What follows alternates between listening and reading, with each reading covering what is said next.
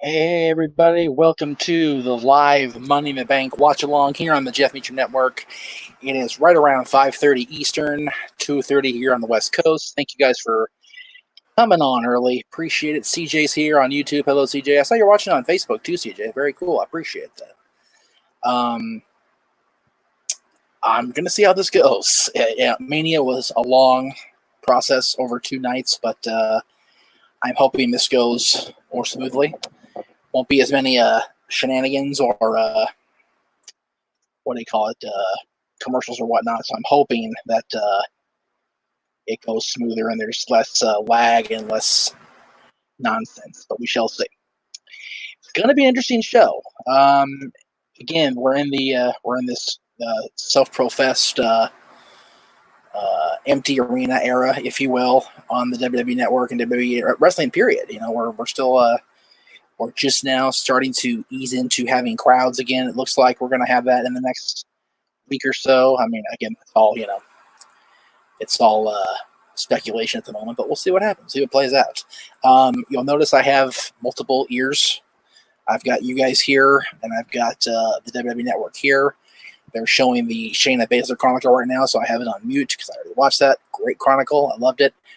Cannot recommend enough the Undertaker Last Ride documentary. Chapter 1 is up tonight after Money in the Bank. If you haven't seen it, it's actually on there now, but if you start it now, you'll miss the kickoff of Money in the Bank, so I would recommend at this point waiting until after Money in the Bank, but it is very, very well done. The first chapter talks about the road to WrestleMania 33, the match against Roman, and it's stuff... It's really things you wouldn't expect from The Undertaker. It's very, very cool. I dig it the most.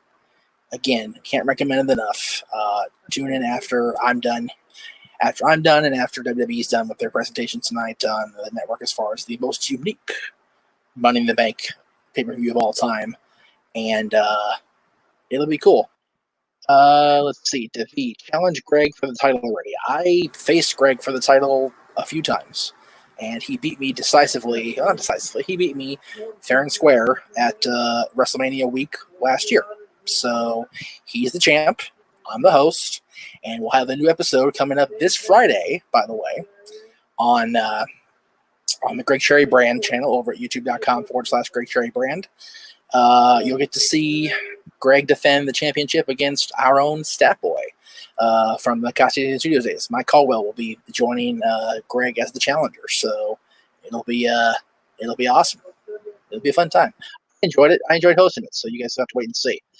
I actually got 49. I was surprised that I didn't get 50, but the SummerSlam 2003 question threw me off, so otherwise I would have got a 50. So 44 is nothing to sneeze at. Nice job. I realize it's been a year, but I was champion, and I enjoyed being champion. I enjoyed defending. I enjoyed challenging for the championship, Devi, and my time is done. I'm happy to be host. I'm happy to be contributor. I'm happy to be the guy that asks the questions, not the guy that what do you call it? I can't make my brain work. That has to do that on the fly. It's very stressful. You know what? It's a little early, but I'll go ahead and bring somebody in right now because I don't want to sit here by my damn self. Let me make sure this actually works the way I want it to work. Bear with me in the green room. I want to make sure I get this right because I want a proper. Let's see. What I'd like to do is, come on, bear with me, folks. We're still learning this stuff as we go. It's ever evolving on the Jeff Meacham Network as far as the live presentation. But like I said, I enjoy this so much. It's cool to be able to interact with you guys. You don't often get a lot of the live stuff anymore because it's hard for me to maintain the streams with the internet speeds we have. And it's just it's a little crazy. But let's go ahead and give this a try. Come on in. Come on, Andrew, the Cleaver. What's going on, man? How are we this afternoon? Doing good. Are we going out back from Money in the Bank? I am at work right now. I'm on a smoke break. Oh, Once I get home, I get off in an hour, so 6:30 Eastern. I got to run, okay. see my mom, and then I'm gonna Of course. throw on some steaks and put the network on and watch while I barbecue, and then watch as I sit down and enjoy. So I'm looking And will forward. the risk be worth the reward? I'm looking forward to it though. I really want to see like Rey Mysterio do some crazy ass spot off of Nia Jax for some reason. Like he's the smallest man, she's the biggest woman. Make it happen. Matches happen Right? at the same Yeah. time. Like make it happen. So I don't know. I'm hoping I it's agree. cinematically That's done, it. kind of, just because I think it makes the most sense to be done that way. But come on, Lacey Evans. That's my pick for female, and Aleister Black There for you go. male. So I'm stoked. I kind of lean towards Shayna only because it makes the most sense. In that she is the most quote unquote hungry of the women, and she wants a piece of Becky again. But I wouldn't mind seeing Lacey win at all, not one bit. I mean, trust me. I want to see Shayna too. She's my primary or my secondary, but I just feel it's a little too predictable at this point. So that's why I picked her as my secondary. I'll at least get 1 point out of it. But I've been a Lacey fan Right. for a hot minute, and I've been, really, really pushing for her. She gets so close, and she has what it takes. I'm just hoping that they pull the trigger on her. So I agree with that. But yeah, man. And what are you thinking on the SmackDown Women's Title match? Because CJ in the chat room is saying that Bayley better retain. What are you at on that? Well, I'm not taking any credibility away from Tamina because we know she has the ability to be a fantastic performer. It's just she's never been given the opportunity to do so, and I don't see her being given that opportunity right now because we have a hot storyline right in front of us, as in Sasha Banks and Bayley, that's brewing and ready to boil over here soon. So I think we just need to leave that where it's at. Again, I'm not taking anything away from Tamina. It's just she's never been given her, her chance, the push that she could have had, or the Sasha Banks treatment or the Bayley treatment or whatever. She has not had that role in WWE. But as a performer, I don't take anything away from her. I think she's great. Her character could use work, but again, it's it is what it is. It's very hard to break the generational label. Caitlin's here. Hi, Caitlin. It's very hard to, when you're Charlotte Flair or you're Tamina Snuka or you're Teal Piper or whoever. When you're the daughter of a certifiable icon in the business, it's got to be a bitch. Oh, without a doubt. I mean, you always have that thing to live up to. It's. I always feel bad for people that have to live up to a last name. You know what I mean? Like, right. It is what it is. But yeah, I mean, not to sound completely egotistical here, but it's our football coaches down at our high school, at my high school here, were giving Dylan static for having to live up to the Meach name. I'm like, it ain't much, Bubba. You're good. I get shit from my real dad all the time. Like, oh, you didn't live up to my last name. I'm like, I don't care.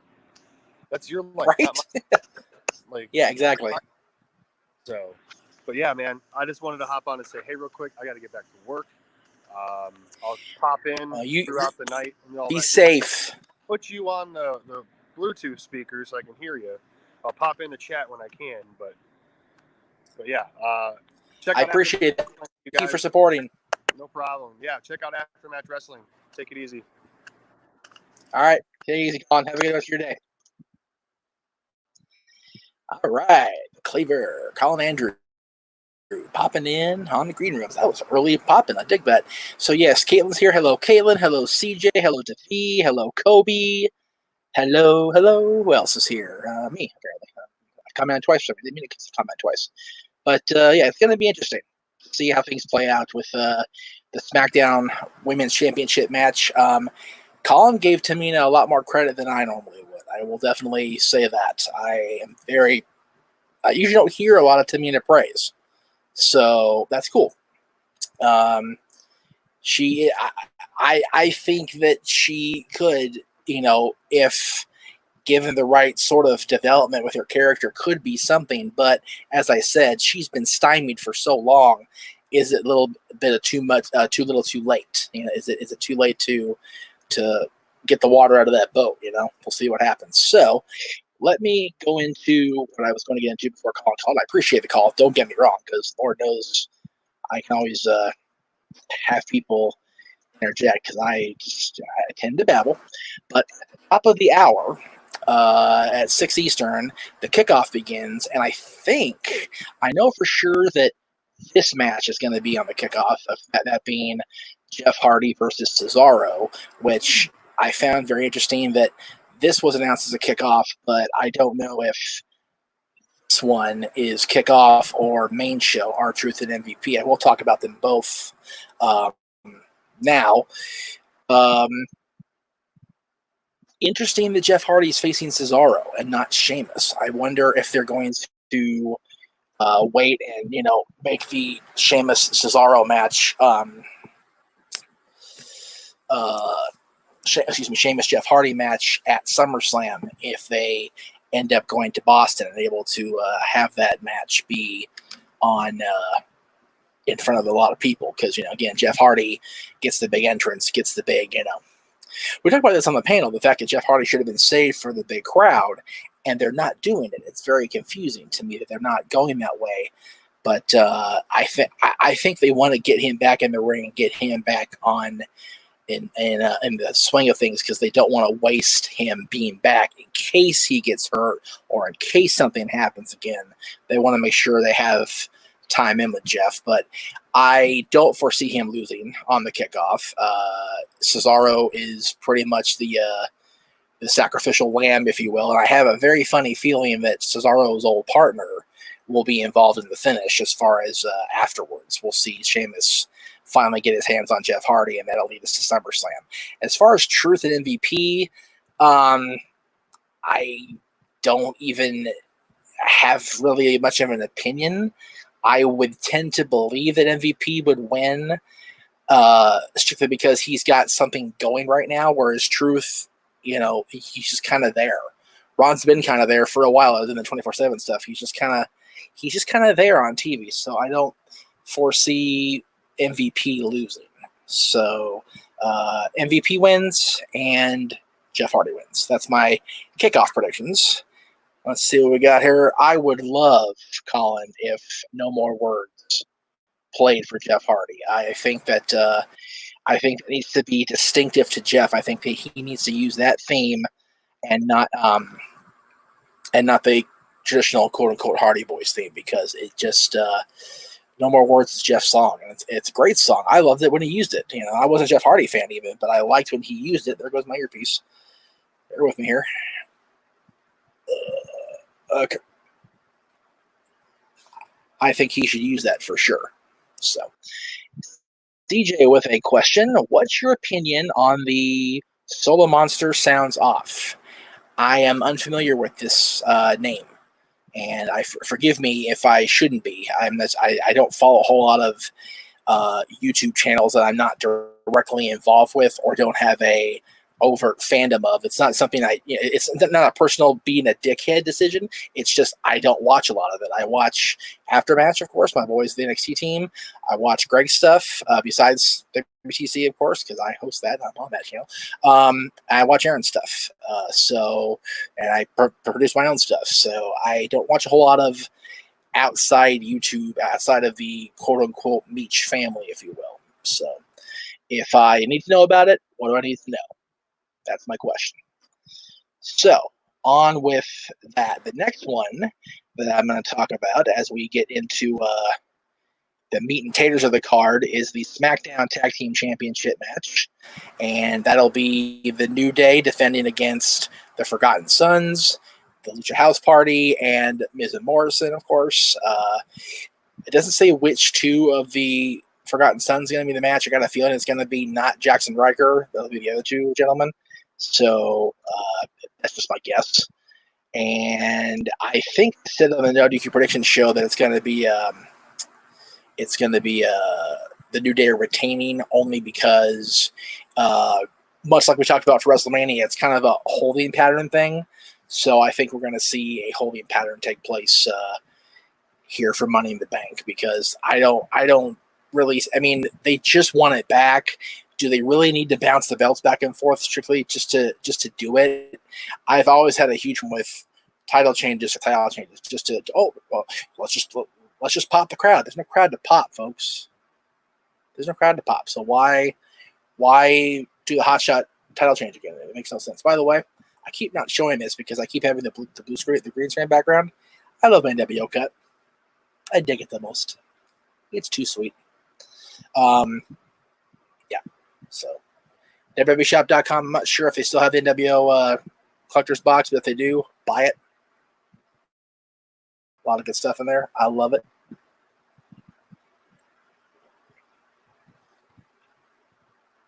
Yeah, I would have to agree with you, Colin. In fact, the Hardy's theme does not work without Matt Hardy. The Hardy Boys theme is for the Hardy Boys. The Matt Hardy theme, the oh yeah, is Matt Hardy's theme. No More Words is Jeff Hardy's theme. And neither of the paths shall cross, in my opinion. They should be all separate. So let me get rid of that. Everybody's welcome here now. I don't need that anymore.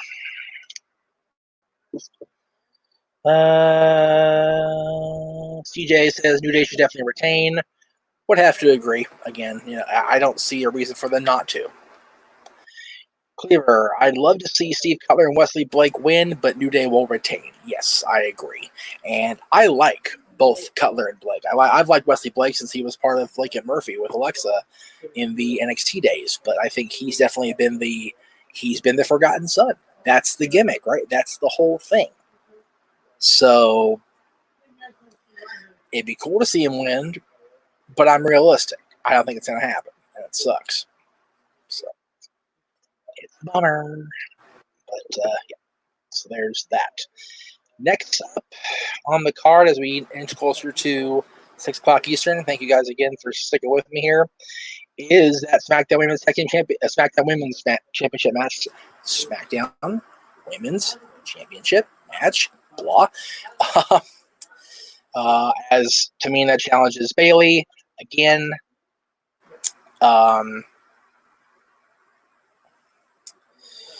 I don't really see a reason to change the title. Bayley is in the midst of a build with Sasha, and if for whatever reason we get a crowd or not for SummerSlam, that's the payoff. Bayley versus Sasha, SummerSlam weekend, 5 years to the event after their Brooklyn showdown. There is absolutely no reason not to pull that trigger. Zero. There's just no reason not to. And I need to change something real quick here, so bear with me once again. That I do. Okay, cool. No, actually, maybe that one. Yeah, let's do that one. And then we do this one. Right? Yeah. Okay, cool. There you go. That way, when I do, so I have to do that. So I do that, the logo on the left goes away, but you still get the logo on the right. So let me see how this all looks. Yeah, I want that instead. So just all right, that'll work. Although I'm so indecisive, I'm so picky. There we go. Okay. Bayley retains again. We're heading to Sasha and Bayley, so there's no reason to switch it now. And again, no need for a hot shot. I do, however, wish they do a title change here between Braun and Bray. Not so much because I dislike Braun. I don't have a problem with him being the Universal Champion.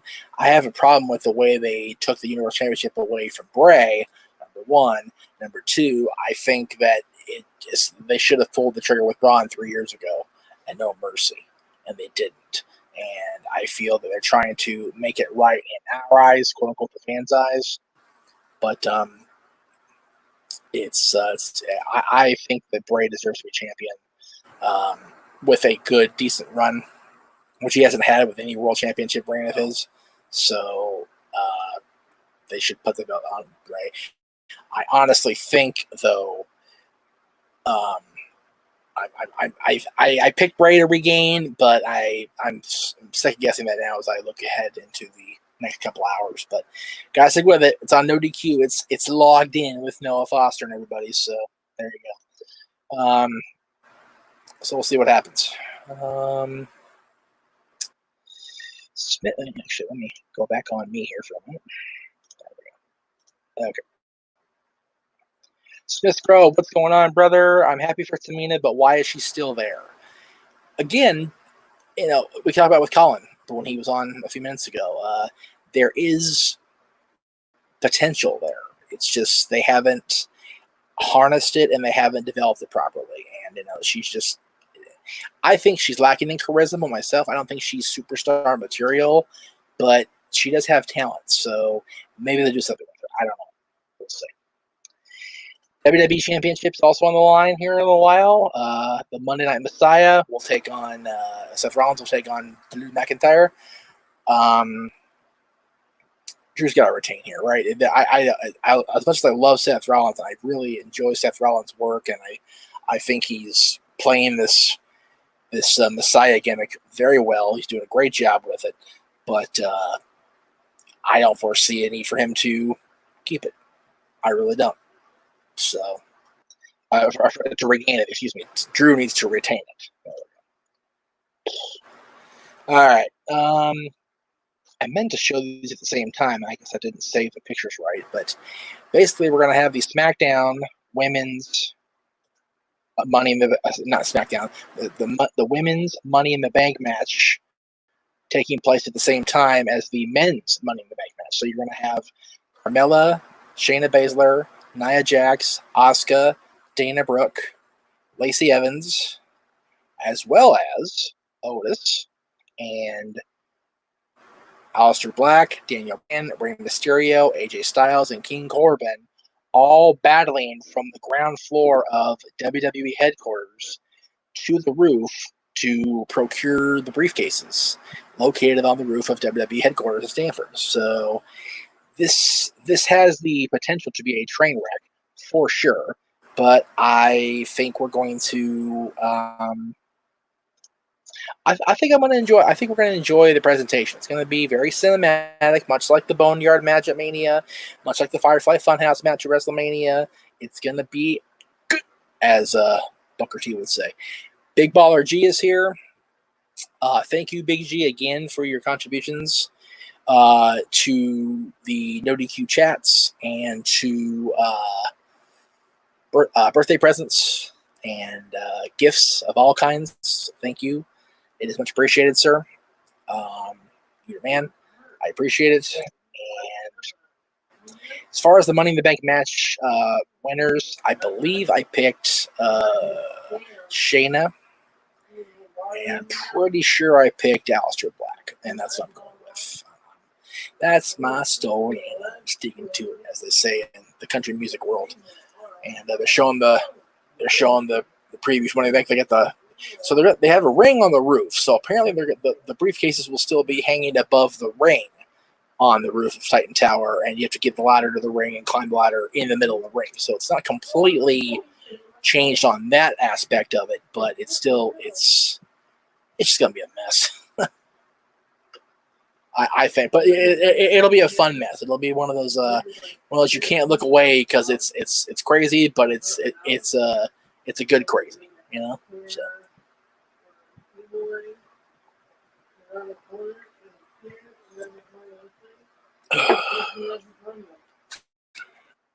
me see something real quick before I get going here. You know what? Colin was on. Check us out.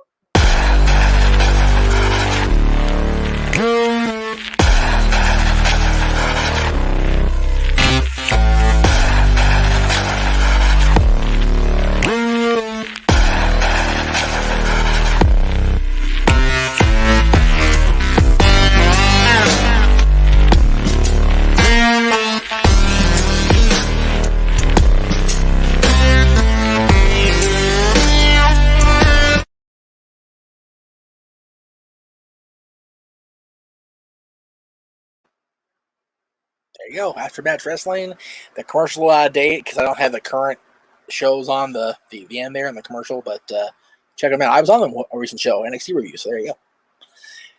If Shayna doesn't win, Big G is shaving his head. There you go. I hate to say it, but I will pray for you, Big G. I will pray for you.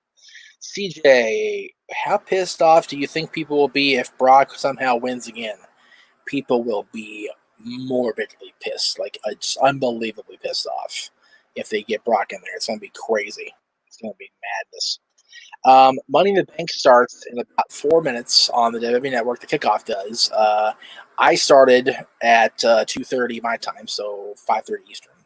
Bengals fans, so thank you for your question. And I agree with that assessment from Colin that Big G should film himself shaving his head.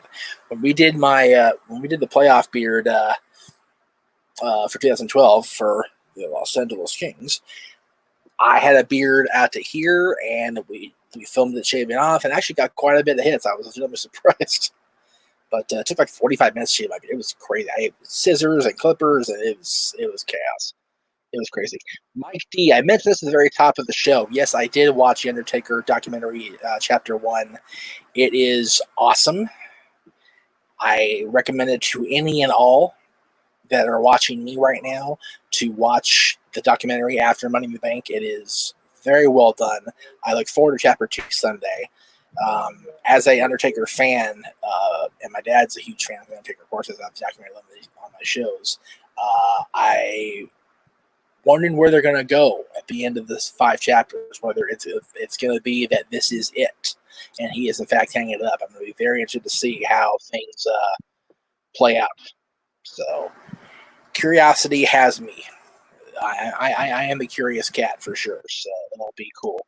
I hope that it comes off well. Colin, you're welcome for the shout out, of course. I love what you guys do. You and Stefan and Jerry and the whole team. You guys allow me to enjoy the NXT experience in a whole new way, so it's much appreciated on my end as well. So there you go. Before we get started on the actual watch along here, because we got about less than 3 minutes. Let's do one more little advertisement here, shall we?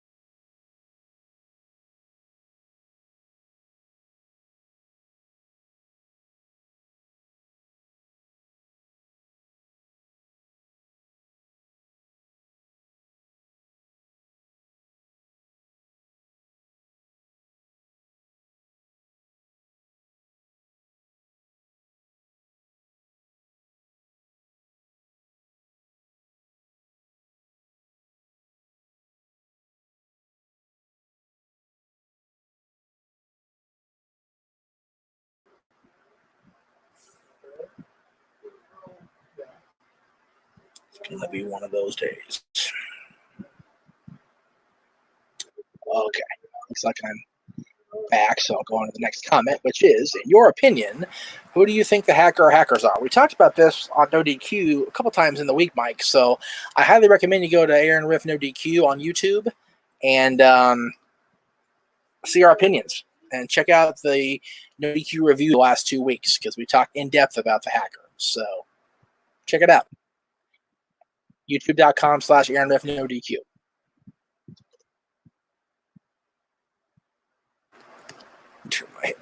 speakers on here so I can actually hear the thing that's getting ready to come on.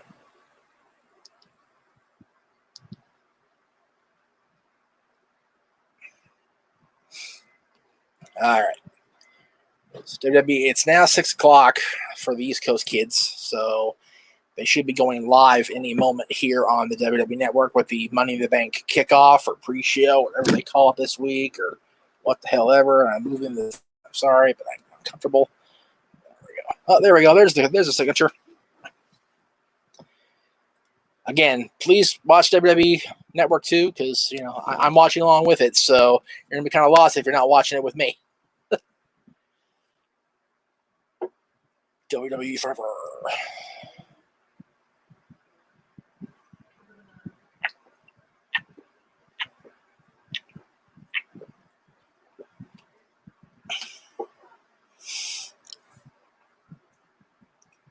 Scott Stanford and Rosenberg hosting the kickoff.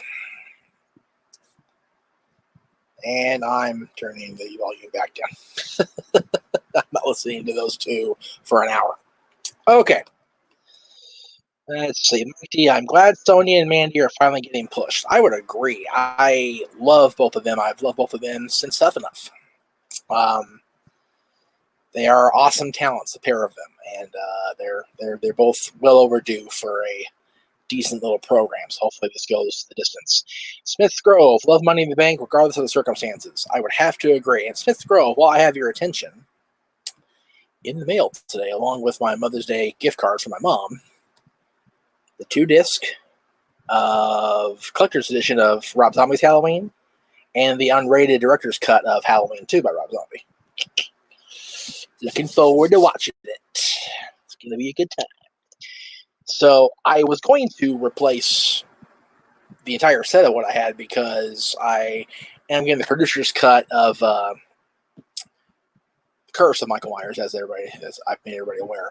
But Finding Resurrection, the last entry before the Rob Zombie remakes, in North America for a inexpensive price is damn near impossible to on a player that plays here in North America. It's bad goings to find that. So Dustin Grimes, let's go Aleister Black.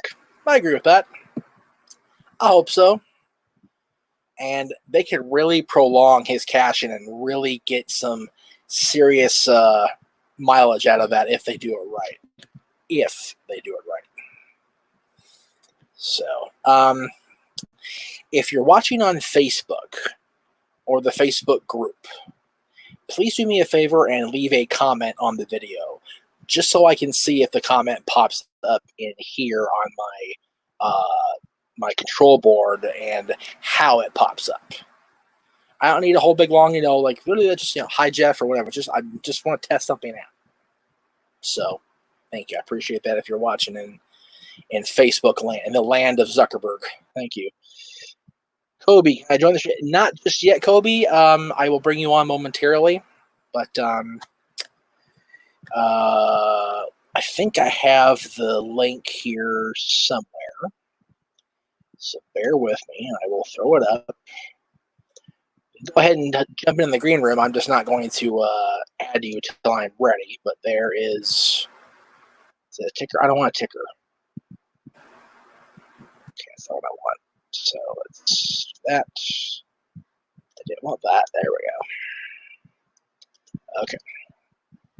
If you guys want to join me, there it is. If you dare. But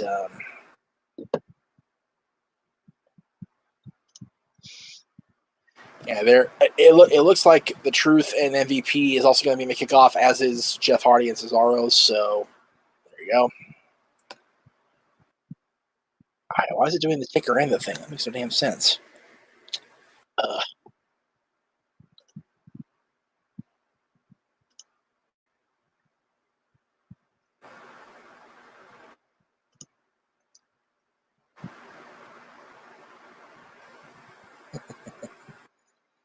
Favorite ladder match, not including the big three teams.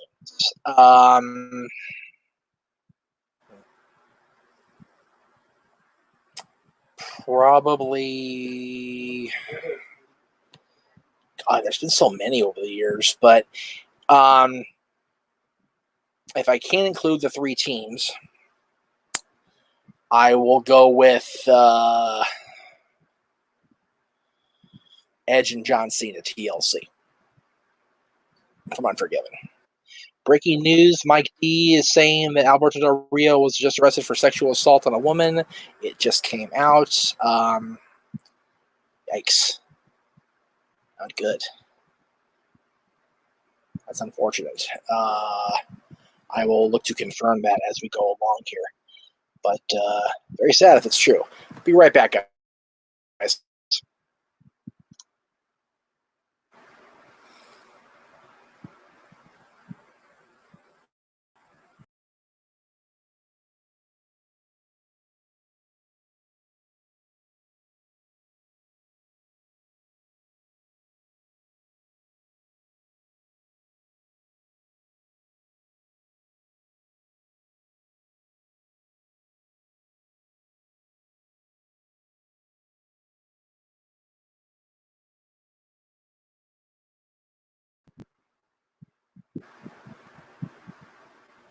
Can you see me?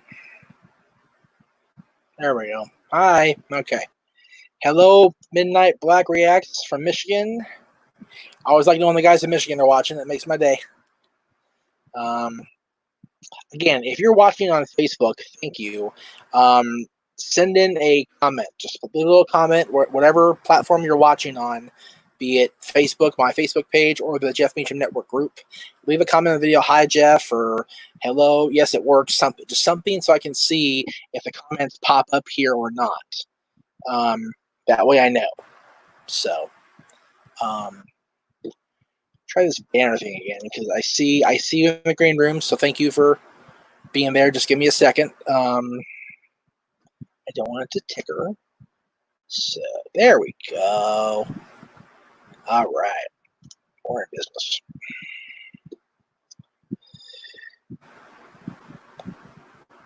So let me just see before I bring you in.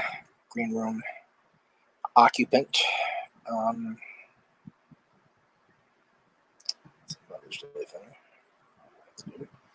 Watching on okay, it says Facebook user, but it doesn't say who it is. That sucks.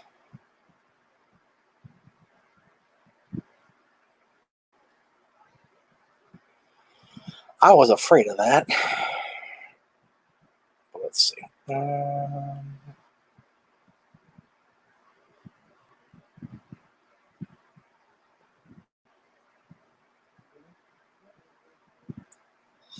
Not good for Mr. Del Rio. Thanks. Okay, here's what I see when that comment comes in. It says Facebook user.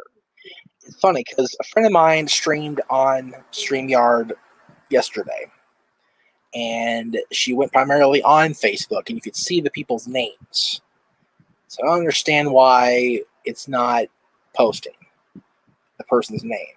It's irritating. But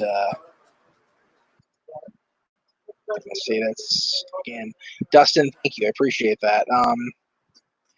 No, CJ, that will not be. The code changes every show. It changes every show. So there you go. That's fine, Kobe. Thank you. I appreciate you wanting to be involved. Let's see.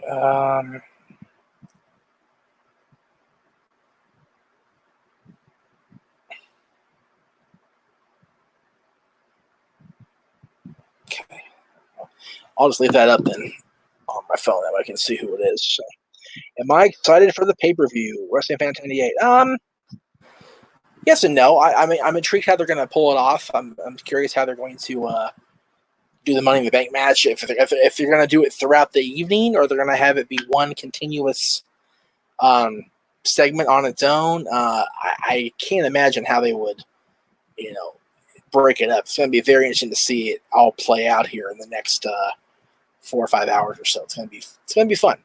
I look forward to the presentation. I don't know if I'm excited necessarily, but I look forward to it. How about that?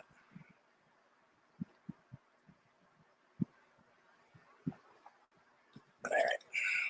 That's enough of that.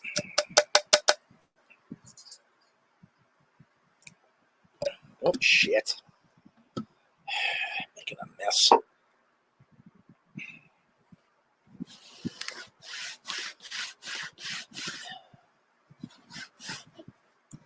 Nasty. There you go, CJ. I don't blame you. That's how he feels. I do look forward to how they're gonna pull things off, but I'm not overly like yay. So there you go. Let's get my shit up here. No, actually, let's do that. I'll throw the briefcase up there. What the hell? All right, who's in the comments? Let's see what's going on. Is a women's Money in the Bank ladder match scheduled? Yes. Yes. Matter of fact, let me throw up the graphic for you. There it is. Oh, blocking Lacey's face there. That's not very nice. There we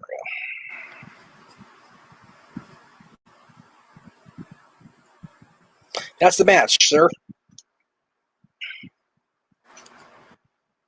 So there's that. Midnight Black reacts. I hope Ronda doesn't come back. I do. I like Ronda. Well, one of the Money in the Bank match cashed in on NXT champ. Doubtful. But again, the Rumble winner did, so who knows? Wouldn't mind either way, to be honest with you. Let's make that click off, and there I am. Let's see.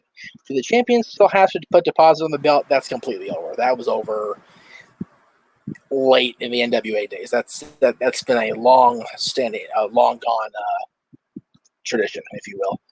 Dustin, is the Money in the Bank match the only somewhat shock value we may see, or will we see a title change? No title changes, I don't think. Maybe the Bray Wyatt Braun Strowman match. I'm hoping anyway, but I'm very doubtful. Let's see. Wrestling fan says Lacey's winning. I'm calling it. Thank you. All right, there you go. CJ, I want Ronda back really bad. Dustin Grimes, what if Shayna wins Money in the Bank and loses to Becky again? Then she's done. It's over, I think. So. All right, CJ, if you can hear me, I am ready to initiate the video. I don't see you in the background, so I don't know if you're actually sitting there or not, but I'm ready to bring you on, sir. Does every wrestler get a copy of the titles they win? Yes, as far as I know. Pretty sure they do.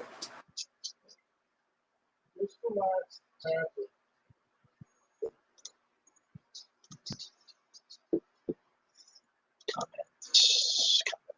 What if Edge comes back and wins Money in the Bank ladder match, kind of like Brock did last year?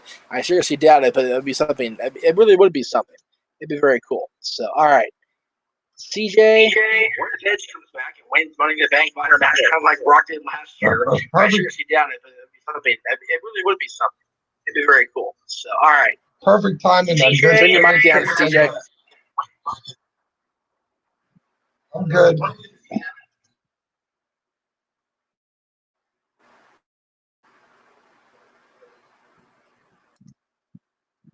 Can you hear me? Yeah, I can. Okay, yeah. Always turn your video stream volume down before you come on one. Yeah, I'm figuring that out right now. Yeah. Yes, I can. Okay, cool. Wonderful. So, you haven't really had a chance to talk to you since WrestleMania, or it was Mania. So, Yeah. what are you looking forward to tonight?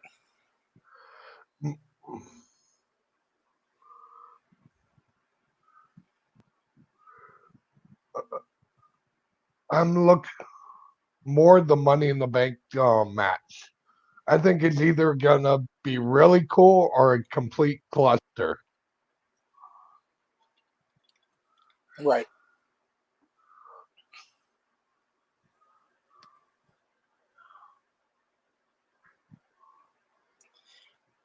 All right. If you can hear me, CJ, the feed is really bad because there's a big delay between what I'm saying and you hearing me. So I don't know if you need to reboot your system or whatever, but you might want to try either stopping the stream of me and just be in the room. I don't know. Something's majorly lagging.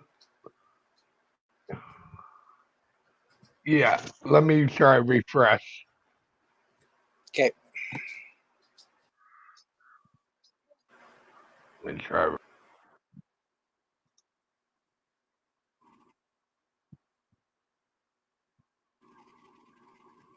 Okay. I don't know what happened there, but he shall return, I'm sure. Let's get that up. There we go. Okay. While we wait for TJ to make his grand return, the Money in the Bank kickoff right now is Booker and Renee and JBL. I like those three, so let's hear what they have to say.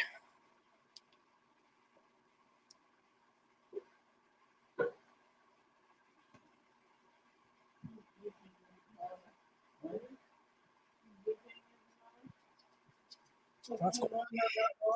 All right, let's try CJ again here. Is this better? Yes, I believe so. Can you hear me? Okay. Yes. Okay, not as big a delay. Perfect. Okay, cool. All right. Let me turn Renee Young. I love hearing Renee's voice, but I gotta be professional. So it's bound to be a cluster, no question, about the Money in the Bank match. We've been talking about that all week on the WQ Galaxy network of shows. But what do you anticipate happening tonight?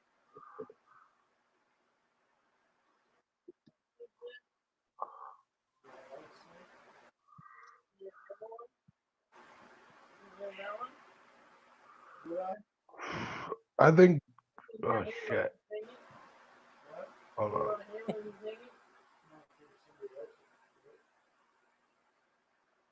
Okay. It's going to be one of those nights, kids. But it's a BS to say.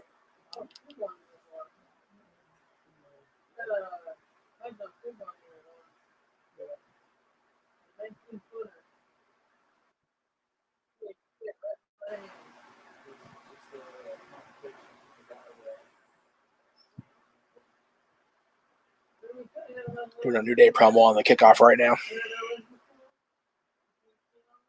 By the way, speaking of Kayla Braxton's hosting doing the interview with the New Day. She hosts the bump this morning with Undertaker, and very well done. Great interview with him, with Bailey, with King Corbin, and I think with Bray Wyatt. So good stuff. Good stuff.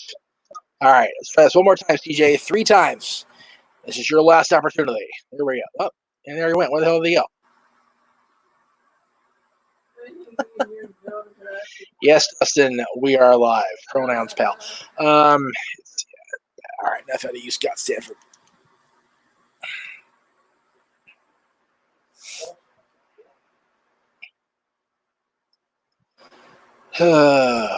Technology is a brutal mistress.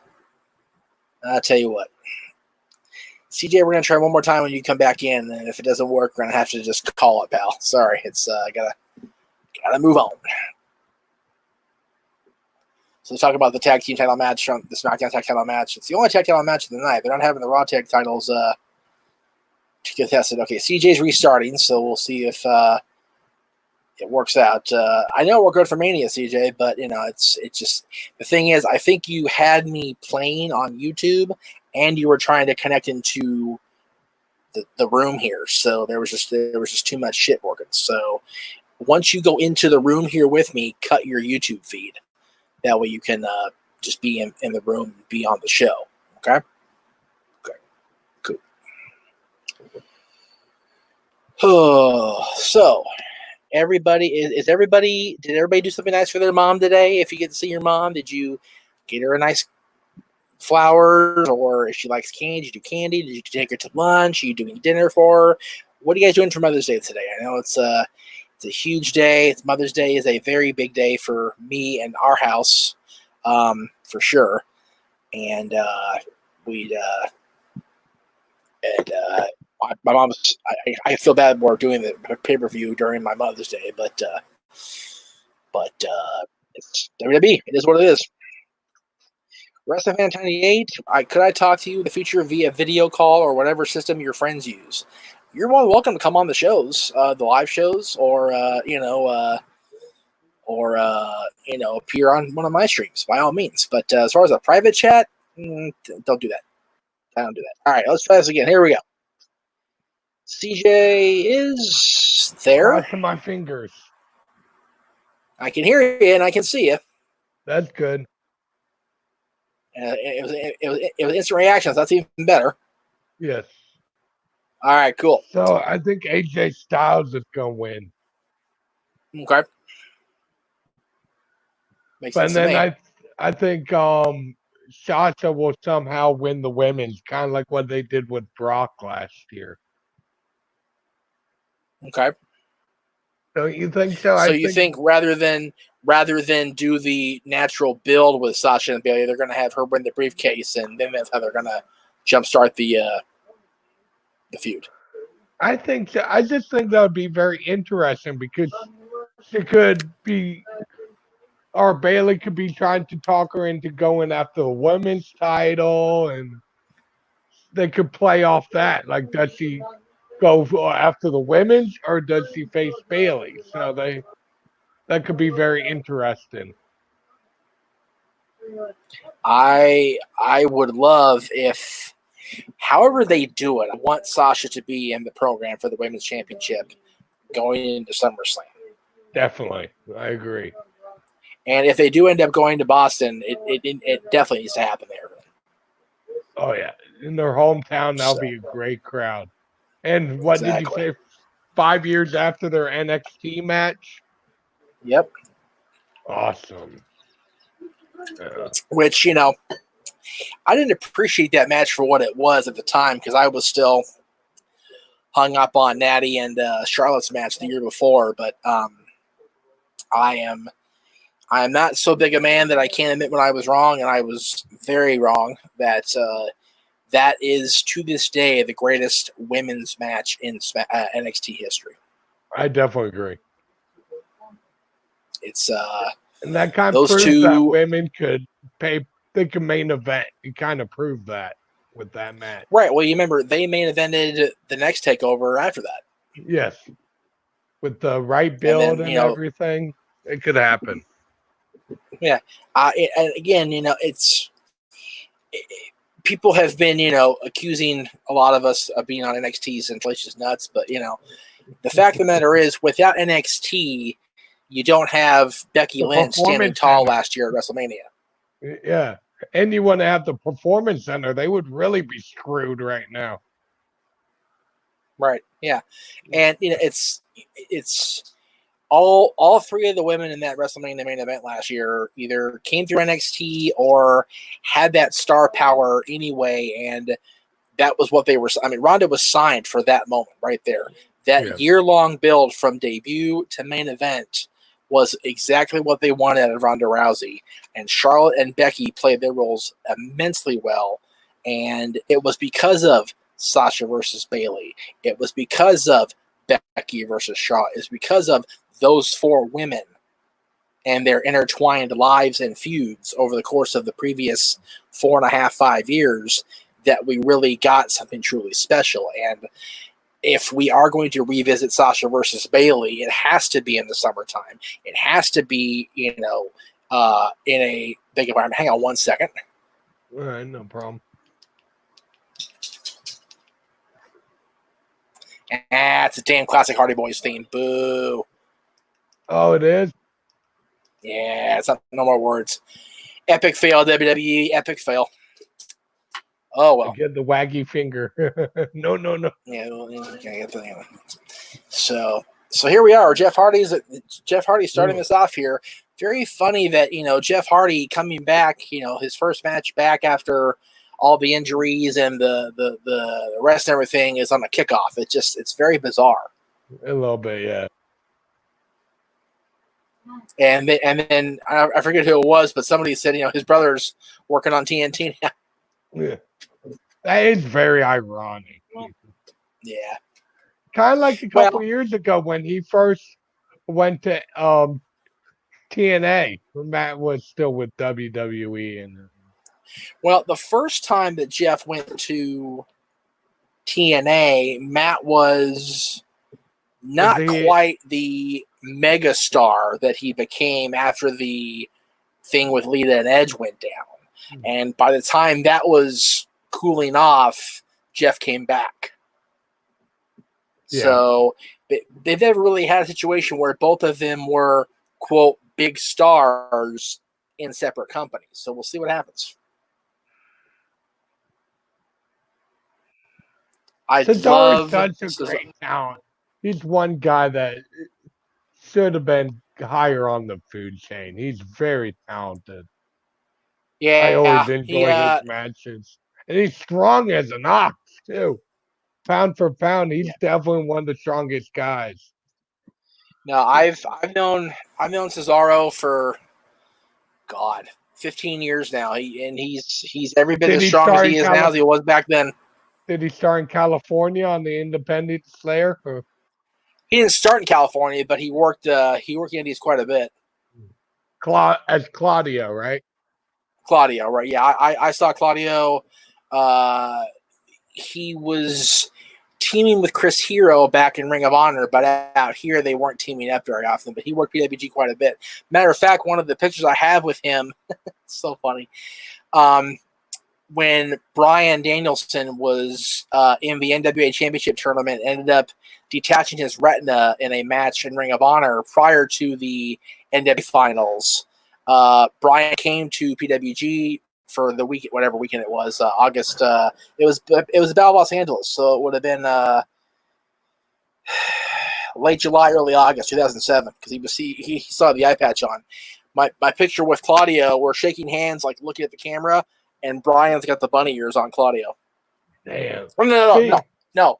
I'm sorry, not Claudio. Nigel McGuinness. Oh, Nigel. Yeah. I do have a picture with Claudio from that day, but the picture with Nigel is the one where Brian's doing the bunny ears on the talent. That's a picture I like. But speaking of the eye thing, what's the worst injury in wrestling that you've seen live? Not actually being there, but you were watching it as it was happening. With me, it's do you remember the Armageddon match in 2006 with Joey Mercury? I do remember that. Yeah, I was shocked when that happened. That was horrific. That was very horrific. I think the worst one I ever saw live, either watching it or in person, either one, was Sid to this day. Oh, you saw Sid Vicious? That's always Ooh. Yes. Yeah, I saw that as it happened because I happened to get a hold of the stream for Sin. I cannot watch that match to this day. That is hard to watch. It's barbaric. It really is. It's ugly as sin. Ugly as sin. Yeah, I rather that hurt so bad. It was one of the worst I've ever seen. Live, God, I've been to so many shows over the years. Honestly, the worst injury I ever saw live was my own. What happened to you? I was refereeing a match at out here in Newhall, and it was between a couple of tag teams. I don't think you'll know any of the guys based on where you are, except maybe Watts, the big, tall, black guy with the afro that was on Tough Enough. Yeah. Eric Watts. He was part of one of the tag teams, and I'm out there. I'm at ringside. They're fighting on the floor of the Legion Hall, and I'm like this between the two teams, and some asshole fan goes, "Kill the ref! Kill the ref!" And I had a split second of, uh-oh, and I had chairs flying at me both directions. So, trying to find the pictures I was talking about because I really wanted to show both of them. There's Claudio. I'm lucky enough I haven't ever broken anything, but a couple times I've dislocated my kneecap. Oh, that hurts like a bitch. I've actually fractured my skull twice. Ooh, really? In the same setting. With doing wrestling? No. Car accident. Oh. I think you mentioned that Yep. one time years ago. I think I did. Let me let's see. I want to.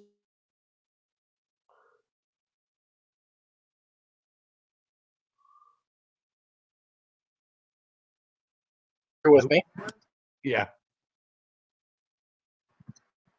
If I get a little glitchy in my stream here with the bunny ears, because Brian's just being a goober, and you only get to see a whole lot of Brian being a goober. Come on. It's problem with running the stream. Speaking of referee, Chad Patton in this match. I like him. He's one of the best, I think.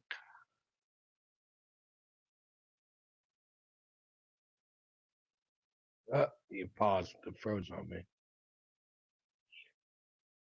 Hello? The same thing. You're running the.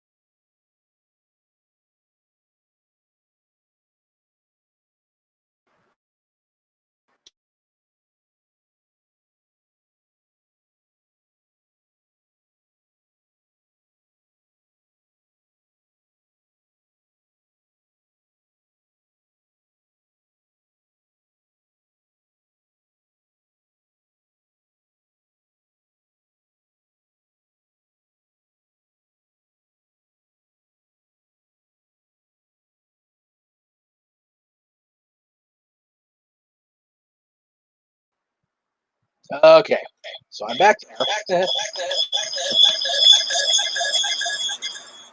Jeez. Let's see if I can. I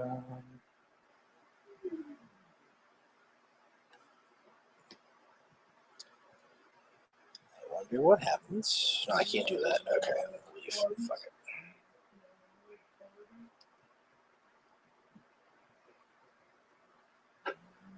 Hang on 1 second, guys.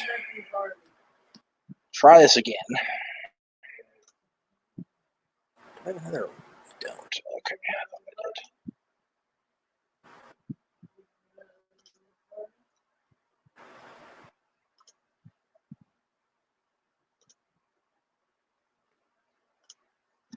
Try this again. Okay, so we'll be here for now. Yeah, CJ, I'm sorry. I don't know what happened with my end of it, but just it is what it is. Sorry about that. It's Jeff Hardy and Cesaro in the ring right now. I'm kind of not really watching, which I should be. It was just shame on me. Yeah, I would assume Sheamus comes into at some point during this match. You got to believe they're going to build toward that at SummerSlam, right? That's just how it's been playing out. Patrick in the Netherlands. Unfortunately, I can't watch the pay-per-view here, but I always enjoy the reviews from you and the rest of the New to You guys. Just saying. Well, thank you, Patrick. I appreciate that. Definitely always good to have somebody along for the ride. So thank you so much. It is much appreciated. Yeah.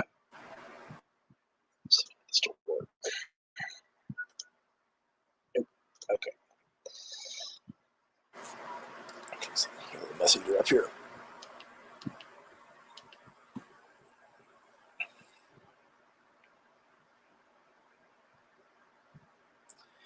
So who's calling this match? I just tuned in. I'm hearing Corey Graves' voice.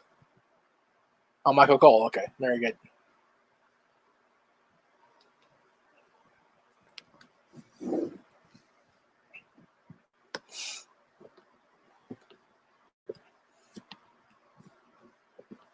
I'm uncomfortable again.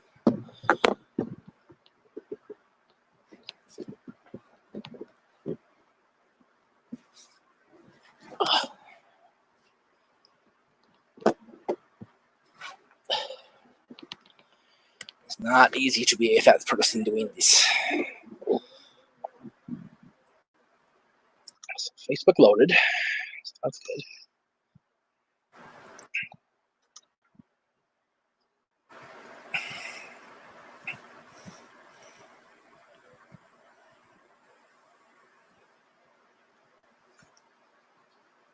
That's not what I wanted. I wanted Messenger, not notifications.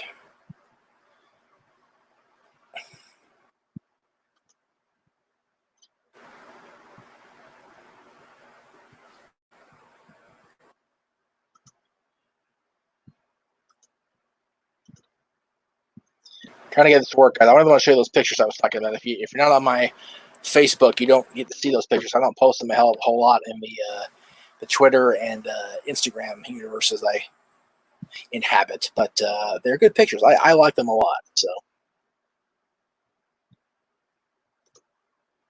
what's I going to say here? Okay, I'll do that.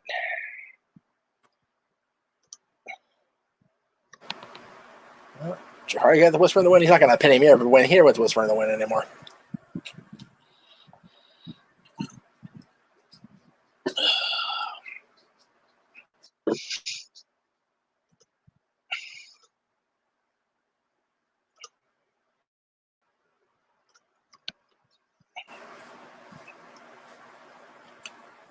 Yeah, it's pretty looking for a kickoff match. I'm surprised. Are they still doing Truth and MVP in a kickoff? Because it's going to be a quick one if they do. Interesting.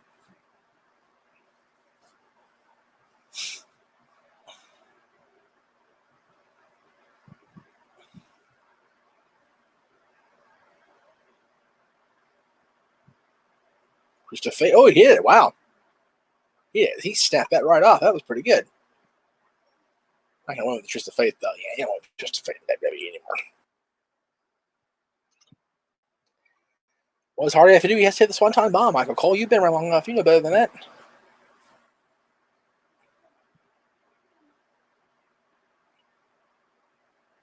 Because Cesaro's a badass, Graves.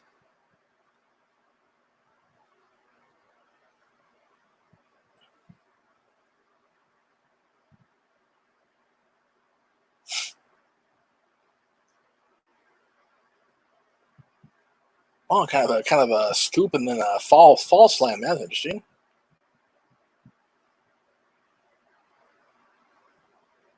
Going for the Swanton up. Cesaro's right up. Cesaro's just right up there. I love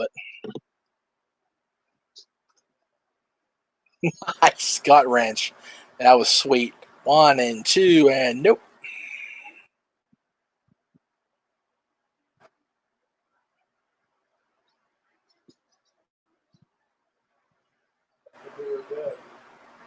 But yeah, calling about how important this match is. Yeah, it's important, but he's on the kickoff. Like, are they really going to try to sell us something? The kickoff is important when it's not. Clearly not.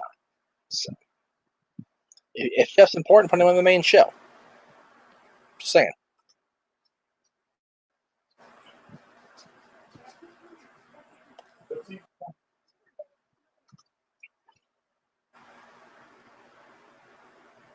Still working on those pictures, guys. Bear with me.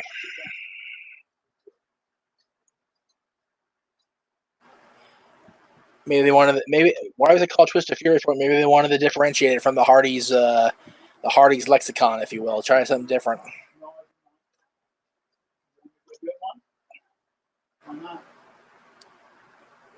That looked bad.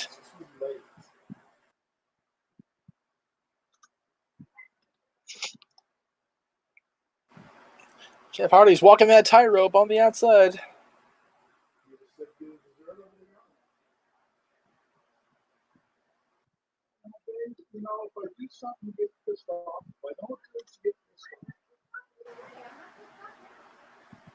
That's just Swanton. There you go. No real surprise there, right?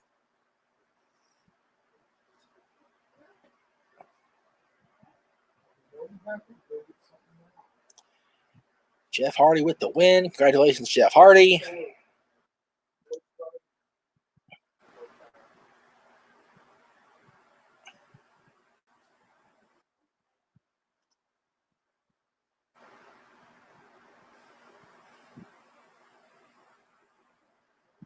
Well, I guess Brian's in the background of both pictures. I didn't realize that. But there you go. That's where I got confused, apparently. Anyway, bear with me here. I'm working on it.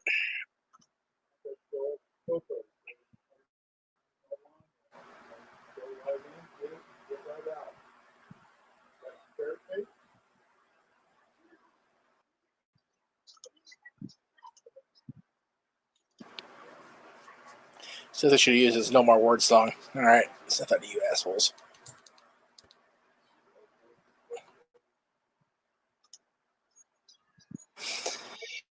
Jeff Hardy wins the opening match on the kickoff. We got about 19 minutes, a little less than that now, before the show actually starts on the WWE Network. Of course, that's 7 Eastern, 4 Pacific. WWENetwork.com. Sign up, get 30 days free, etc., etc., etc. But there you go. Let's see what we got here. Yeah. No, I got my water with my Crystal Light. I'm being a good boy this week. Or this show. And this week is a misnomer. All right. So let's see if we can. What do we got here? Let's see. Crown Royal with PC. Interesting. Do I think SummerSlam will beat the PC since Boston just got grounded through August? Oh, that's right. I forgot about that. Yeah, it looks like it. Which is a bummer for Sasha, I'm sure. But that does suck. All right. Get those pictures up. Let's see if I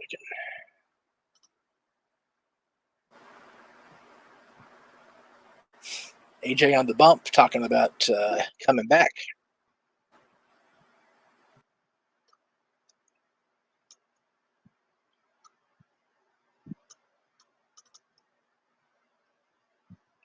Kissy with me, computer.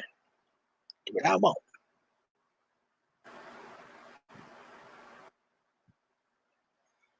All right, what did I upload? I uploaded that one. So we'll do this one.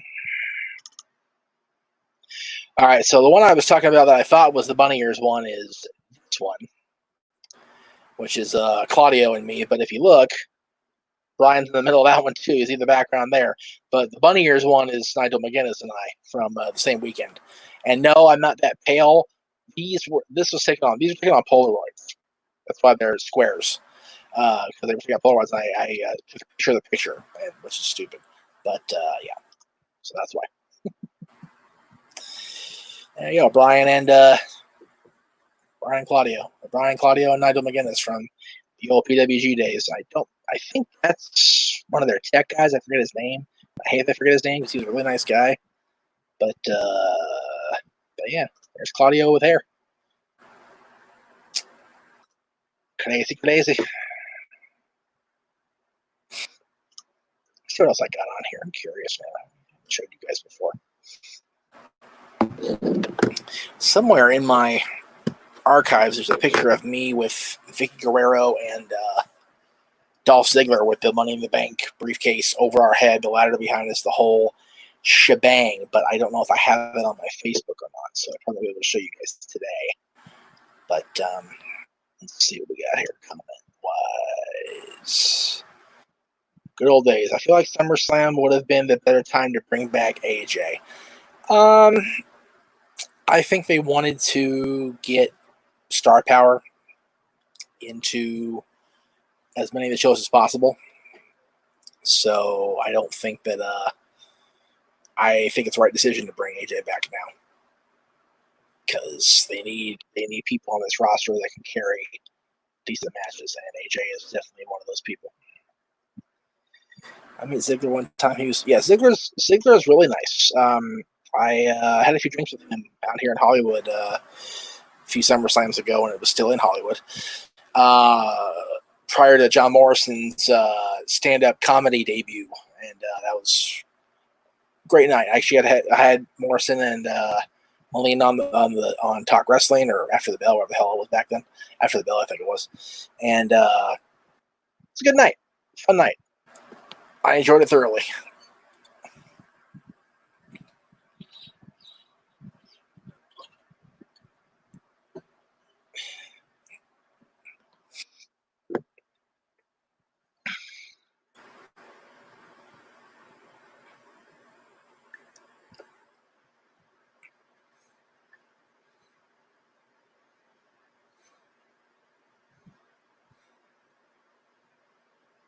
Yes, Grant. Rey Mysterio is very nice. I haven't met him, but I've heard good things. Ziggler should be a 5-time world champion? I don't know about that. But he's good. I don't know about a 5-time world champion. Good.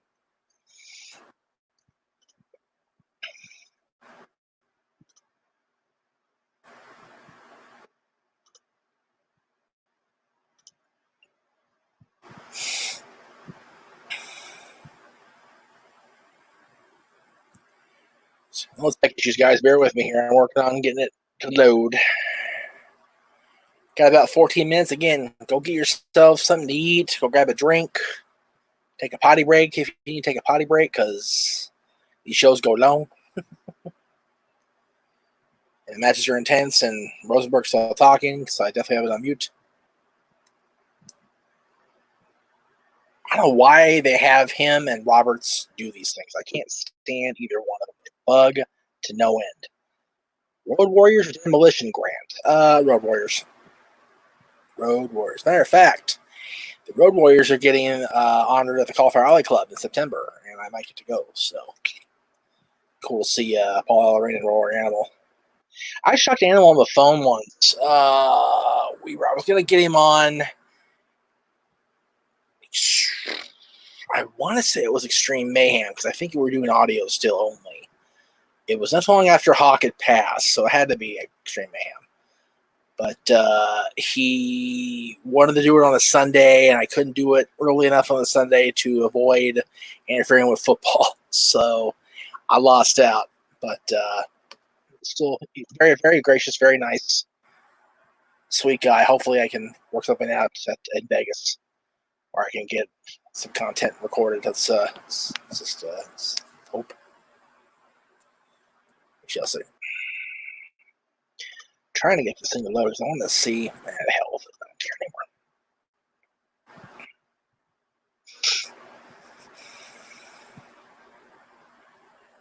You know what? I just thought of something. I have pictures on my computer already that I have not uploaded before.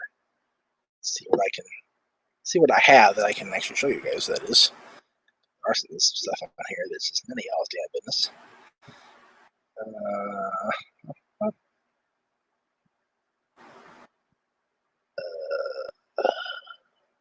Come on.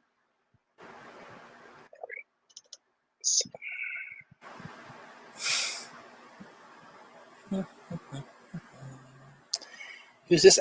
Elise Ashton? Never heard of her before. She's walking headquarters, wherever she is.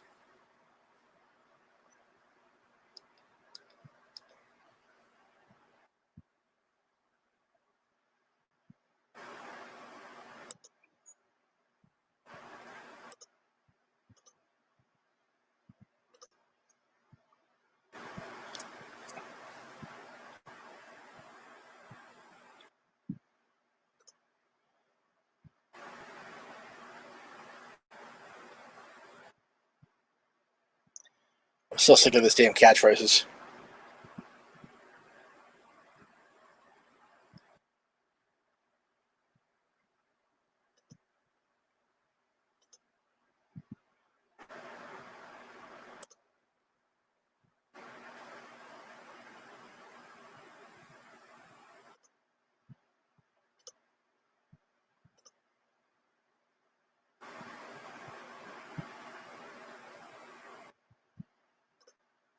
Most of JB, if you guys aren't watching the network, turn it on the network, because I'm doing that a lot. There'll be a lot of me pausing.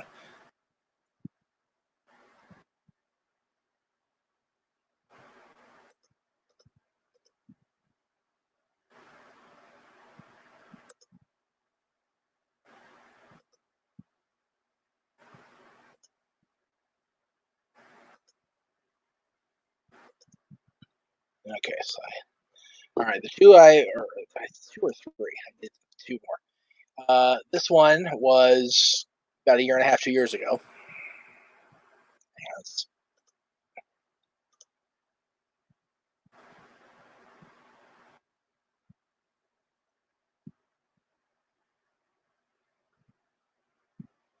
I guess. All right, whatever. Anyway, Cody, WWE champion with myself and my boy. That was during his run as WWE champion, going into NWA 70, and this was a little over a year ago now. Jake the Snake Roberts with my sister and I. So good stuff. We need to get Booker to a groomer now. That hair is terrible. The beard is whack, Booker. Just bad. I thought Booker's got the Judgment Day poster with himself in the background. That is hysterical.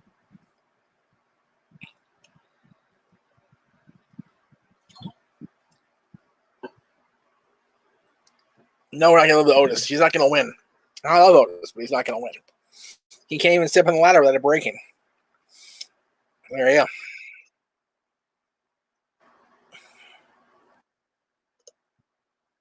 Really, CJ? You wrestled with Cody in elementary school? That's cool.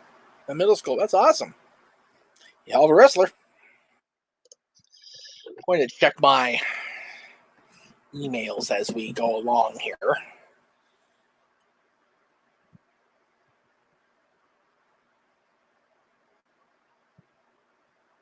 Oh, damn it. I didn't want that to close. So I wanted to throw it out there also to wish some happy birthdays in the world of wrestling. Today, in 1961, Paul Diamond was born. AWA fame. I think he's an old friend of the shows, if I remember right, from the Extreme Mayhem days. I don't know if it's the same Paul Diamond or not. But and also, today's William Regal's birthday. Mr. Regal is 52 today.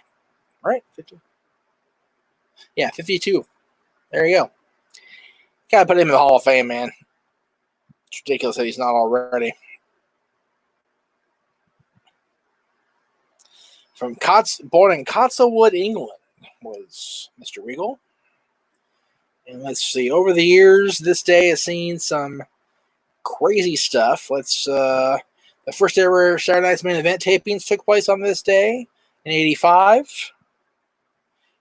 Superstars of Wrestling taping in 88. Oh, they're showing the Edge cash in. Love it. I cried for that. I still get teary. By the way, if you're easily teary, have the tissue ready for the Undertaker documentary. The end of chapter 1 is very is rough. Shotgun Saturday Nights on this day, and Raw, and a lot of WWF history on this day in history. So check out the network for stuff like that. Look at a lot of good shit, as they would say. TNA also ran on this day in history. CZW, Ring of Honor, New Japan. My boys EWF.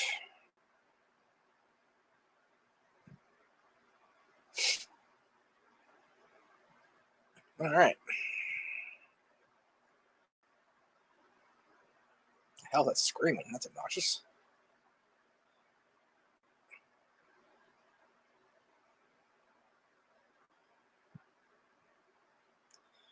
Why is that so behind? That's weird.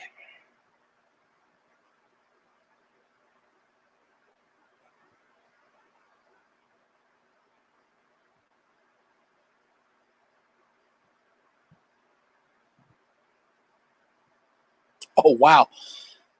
Christian, if you're watching, God bless you on that tweet to POTUS.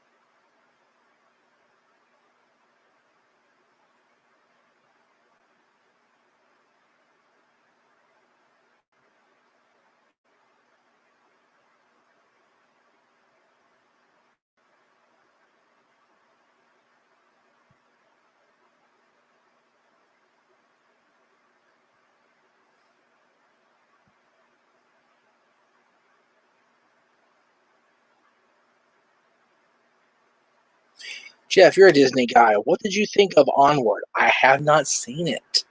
I tried to watch it a couple of weeks ago with my friend Danielle over video chat, and we got chatty, so it didn't didn't work out, but I will watch it. I have heard wonderful things about it. I still haven't seen Coco. I still haven't seen a lot of stuff that's on Disney Plus that, as a Disney fan, I should have seen already. I'm very ashamed, so I will work on that in the coming weeks. My plan was to get on the Disney Plus stuff once WrestleMania was over and things settled down, and things haven't settled down because of the COVID stuff. So I will definitely get on the ball on that one. So there you go. I'm gonna do this whole show. I'm tired already. Let's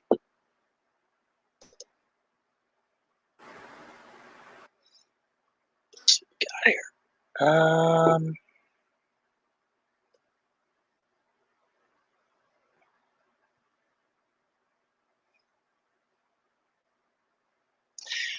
So I don't know if you guys heard any of my shows this week, and if you didn't, shame on you.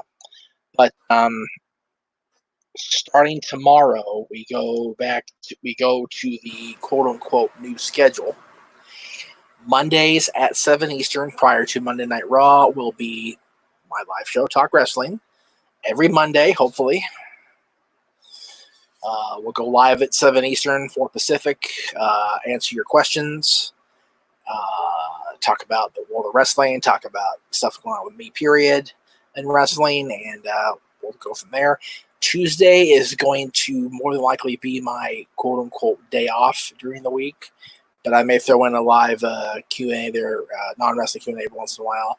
Wednesday, Rewind, will be Greg and I are going to be watching the World Heavyweight Championship match from SmackDown on May 11th, 2007, between The Undertaker defending against Batista, and of course the aftermath and the shenanigans and all that. Thursday, the No DQ review, of course. We'll talk about what happens tonight and what happens on Monday Night Raw and AEW and NXT. And Friday, on the Greg Sherry brand, youtube.com/Greg Sherry brand, you will see episode 3 of the new season of Wrestling Trivia Challenge as Greg Sherry defends against Statboy from the old Casa days. So that's the weekend. Of course, go for the pin on the Saturday. Again, Mike and V or King V are so helpful. Really can't plug those dudes enough. Hell of a big help for me. So, Bobby Dean, you think the majority of superstars are happy to a certain extent they are not doing house shows? I think so. I mean, the payoff's got to be suffering, but they're home more, which is always good. I know these guys, talk about they love wrestling and they love the business and everything, but the road is rough, and I can't imagine they're not happy being home more. But some people go crazy being home all the time. Like I'm going nuts now. That's why I do these, because that way I don't go completely batshit crazy. So God, that really is really bad right there. Let's see, what is that? Mm-hmm. That's so weird. Anyway. Well, Scott Sierra's got AJ Styles too, so there you go. Whoever picked AJ earlier, I think it was CJ. There you go. Here we go. Money in the Bank is starting up right now. WWENetwork.com, on your Roku, on your Xbox, on your streaming device of any kind, your phone, your tablet, your computer. Turn that stuff on, folks. It's going to be good. It's going to be a fun night. Here we go.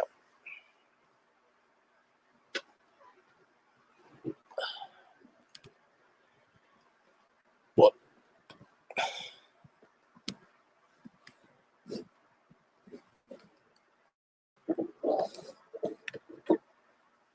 Comfortable here.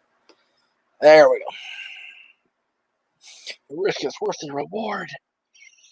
Climb that corporate ladder. So obnoxious.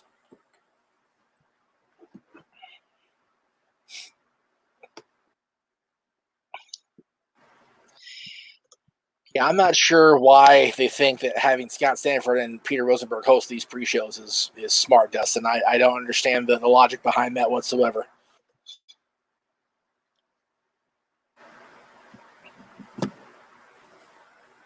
Bobby Dean also picking AJ Styles to win the briefcase, so we shall see what happens, my friend.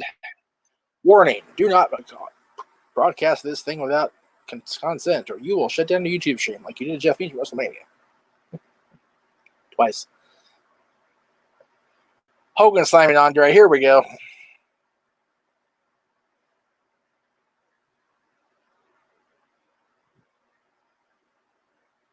Do, do, do, do, do, do, do, do, do, do, do, do.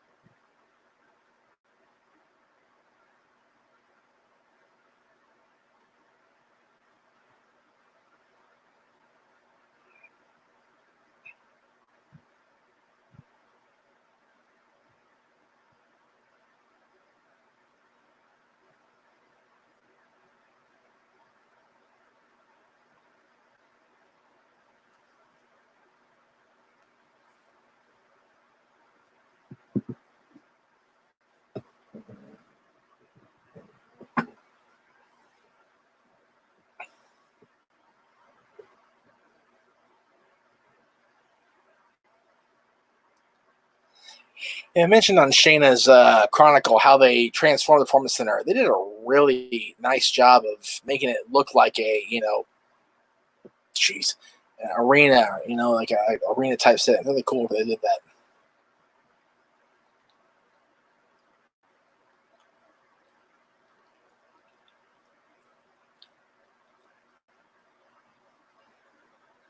It's a new day. Yes, it is.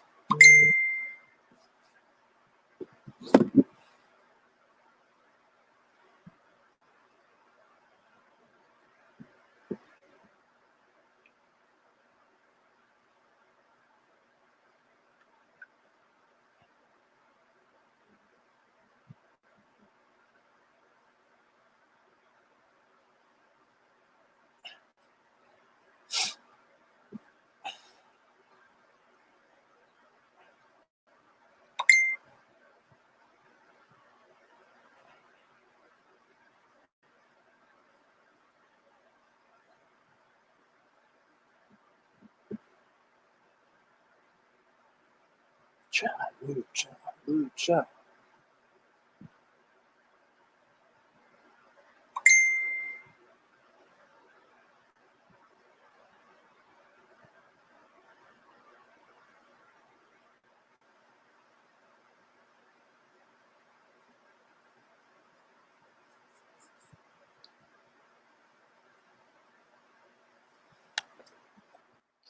Bob Smith. What is my most memorable Howard Finkel call? Oh, golly. Well, unfortunately, I didn't get a whole lot of the Fink live that I recall anyway. But, sorry, I have an itch on my leg. Probably, honestly, the way that he said The Undertaker's name. always stuck out to me. But always was memorable the way he would say "The Undertaker." You know, it met Howard Finkel voice. So always memorable. Time ain't gonna waste no more.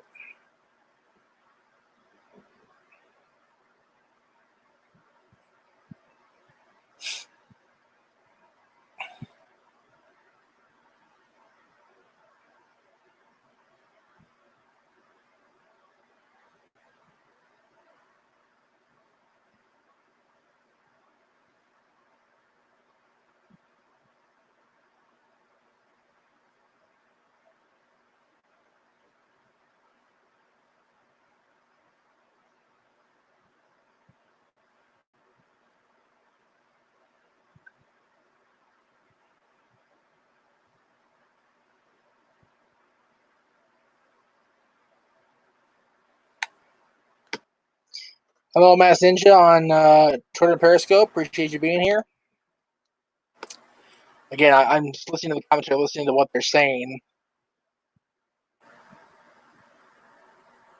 Okay, so Jack Swagger is going to be on the outside. Will he make a difference? Will the former NWA National Champion have an impact?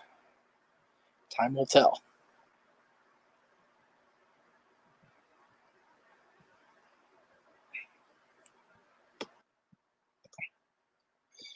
Hi, Noah. Thank you. Appreciate you watching. Has Rey Mysterio always been a face in WWE from Bobby Dean? Yes. Yes, he has. Always.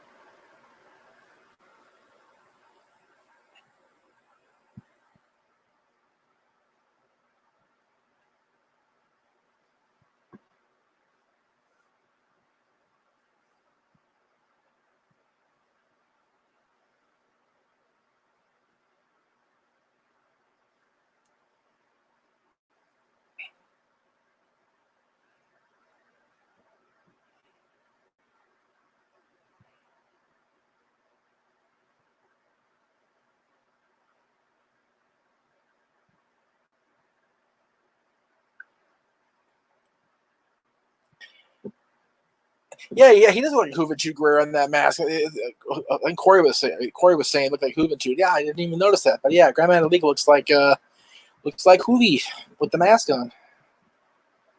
Crazy. No, it's not Juventud. It's Grandma League.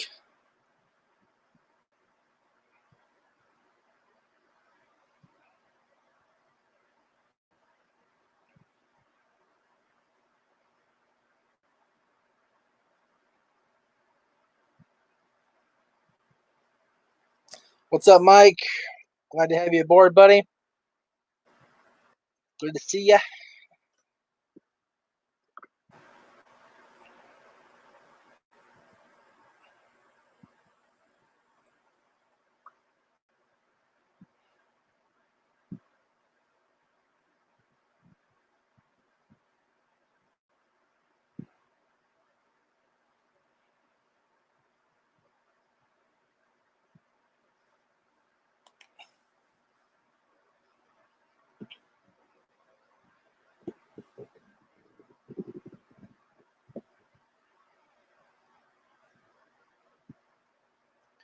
Blake's a big dude. I don't realize how big he is till he gets in the ring with guys like Mantaligo, but he's huge.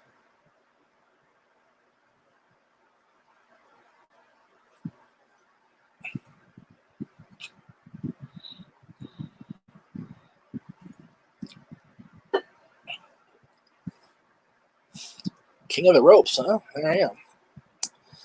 King of the road. Oh, we got ropes. Incorrect there.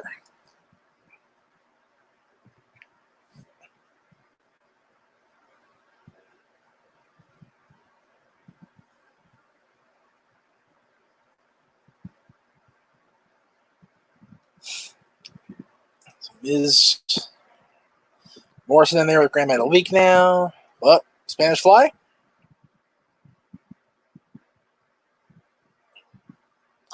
Oh, geez.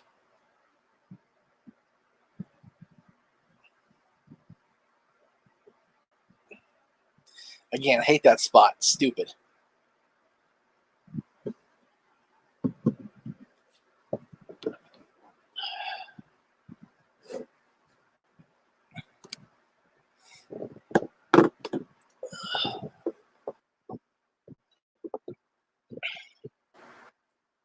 What was your last question, CJ? You talking about? Oh, I must have missed it.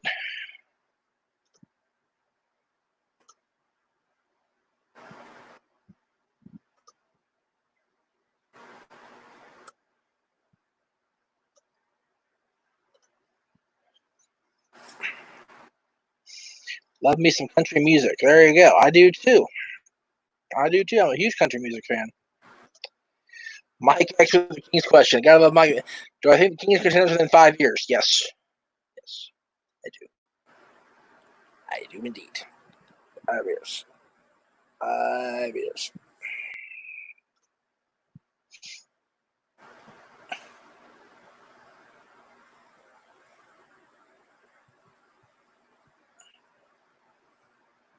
Oh, Marine, there you go.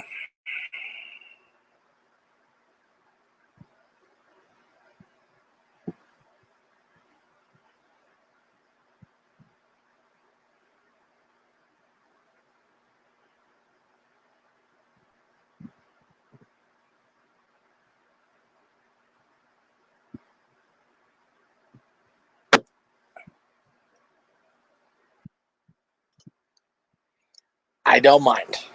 It's all good. Hockey questions are never a bad thing. I do miss hockey for sure.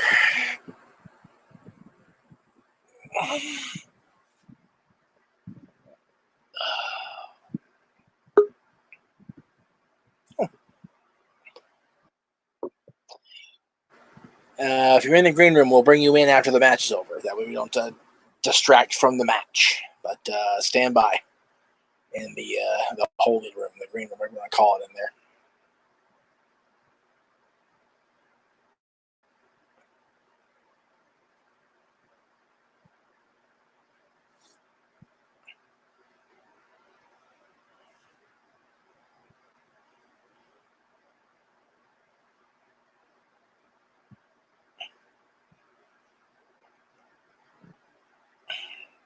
Excuse me. I agree. They can come back tomorrow and Hayward he can stay in retirement. Just go away, Brian Hayward. Homer.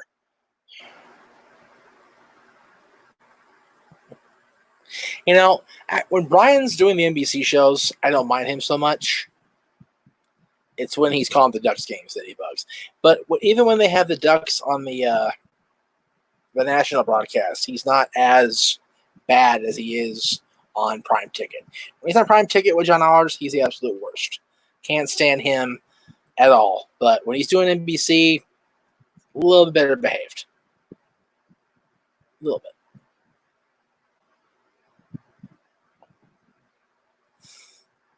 Oh, Mike, I don't know if you saw on Twitter, but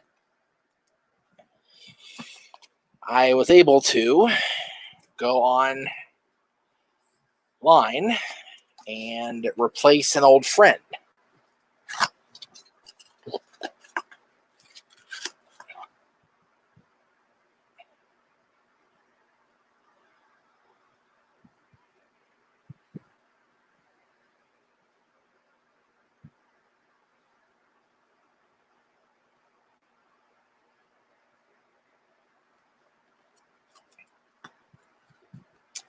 Got my ring back. When I moved back home from Long Beach shortly after the Cup win, the first one, my ring got lost in the shuffle. So I finally got the pair back together. I got both my rings now, so I'm happy. Very sick indeed. Kobe, I hate the rules of these matches. It should be all in. I agree. I am not a fan of if they're not going to be elimination, it should be all in. It should definitely be all teams in or elimination style, not both. So or not neither. It's just, I think it's stupid.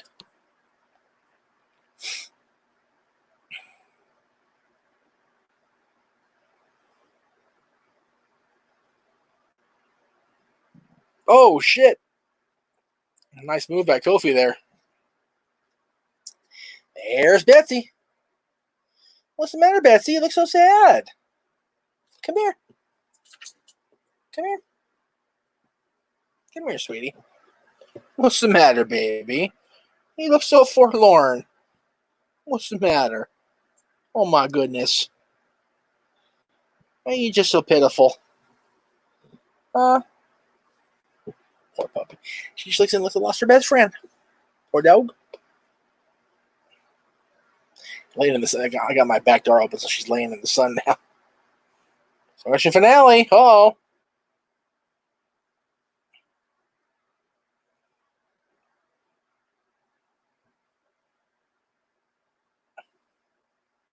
Graham had a look at the break. That was nice.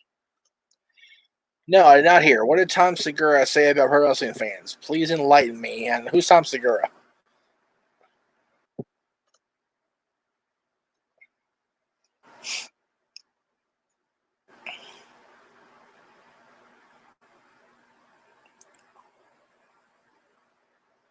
Handspring stunner.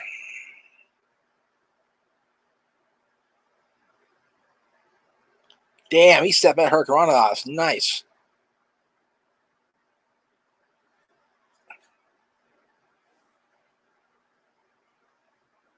Blind tag. Dorado's the legal man.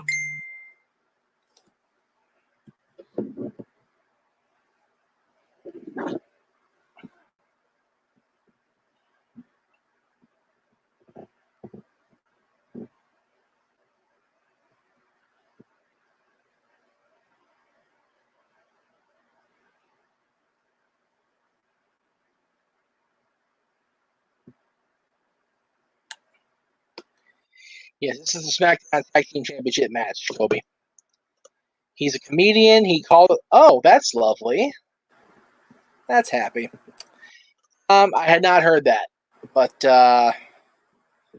inappropriate in multiple fronts. Very, very sad that he would resort to that kind of terminology about anybody. Kind of pathetic, actually.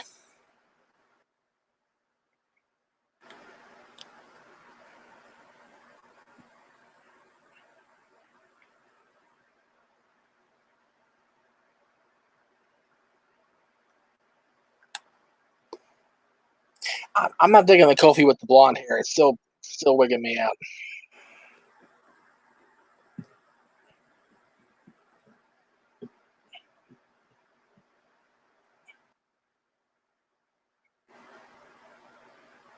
Oh, I got caught.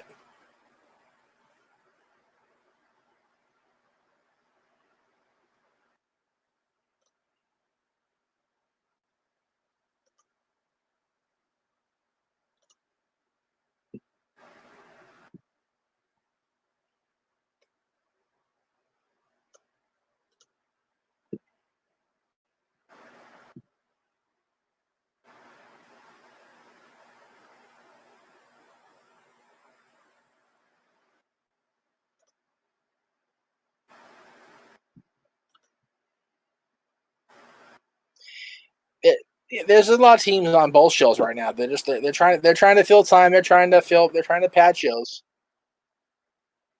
Yeah, I agree. Yeah, absolutely, you can screw off. You don't use that word for anybody, even if you are legitimately. You don't use that word. New Day retains. There you go.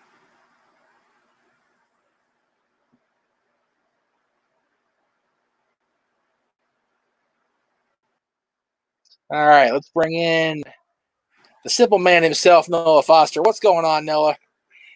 Hi, Jeff. Not much. Just watching the Money in the Bank. Can't hear you, boss. Pretty great opener. I thought. Great tag team action all around. Numbers game was in favor of the Forgotten Sons. They lost it, and the team I thought that was going to eat the fall did. Lucha House Party, and the right team won because again, it's a Vince McMahon product. I thought this match was predictable, but still good.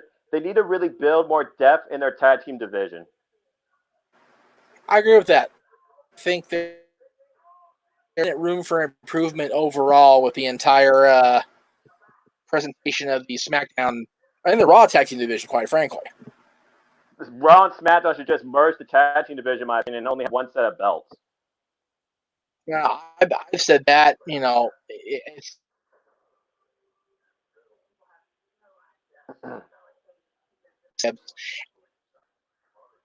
be defended on both on all across all brands. Yeah. Or at least Raw, SmackDown. Well, I mean, the Divas tag team division right now in the WWE is NXT UK. Right. It's true. Overall, not bad though. No. It's been worse. There's it was a good little opener. Again, I think we're so all just like, oh, what's gonna happen now? How big a train wreck is this gonna be? I mean, it seems like tag team division anymore has been really reduced to like your opener. Yeah, it's not that that's a bad thing. No, people give too much credence to the idea that the opening match is a curtain jerker. It's not. It's a opening match to get the crowd popped. There's no crowd, home crowd. Right. But I'll give them credit. They're doing what they can with the empty arena thing. And if nothing else, it allows you and Aaron to continue bringing in the money. Exactly. It's, it was by doing the live shows this week and by getting the super chats we got that I was able to get my mom a Mother's Day gift.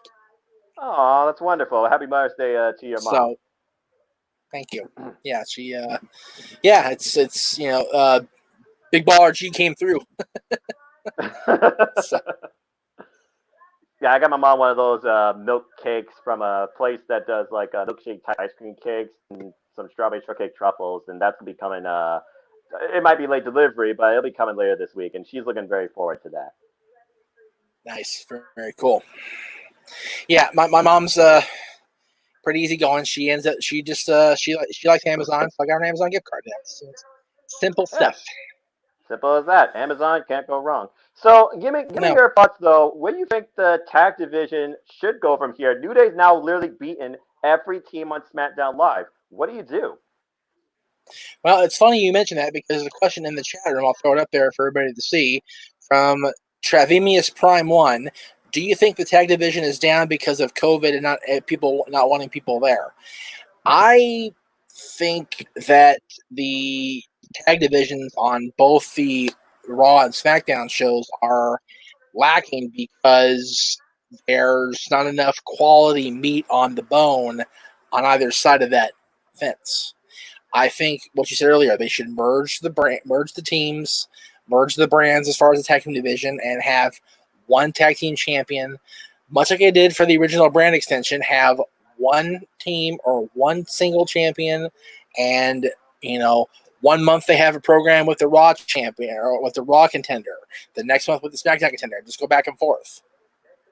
Yeah, it really surprises me, for example, that the only real tag feud I see going on right now that's not even part of the pay-per-view is Viking Raiders versus Street Profits. They legitimately have a right to the tag team titles because they beat the Street Profits on Monday Night Raw. I'm surprised they didn't book that match for tonight. Yeah, I honestly wonder why that wasn't booked, yet they felt the need to throw Truth and MVP at us. And that wasn't even on the kickoff show. That's part of the freaking actual show. That's even more baffling to me. Yeah, the fact that match, which has no build, yet Jeff Hardy's making this big comeback and he's on the kickoff. And he went like 30 minutes almost with Cesaro, two people that I believe are highly undervalued as we now look into our Troopers MVP. Calling it now, 5-minute squash. Right. CJ seems to think Heavy Machinery should be the SmackDown Tag Team Champions. What do you think?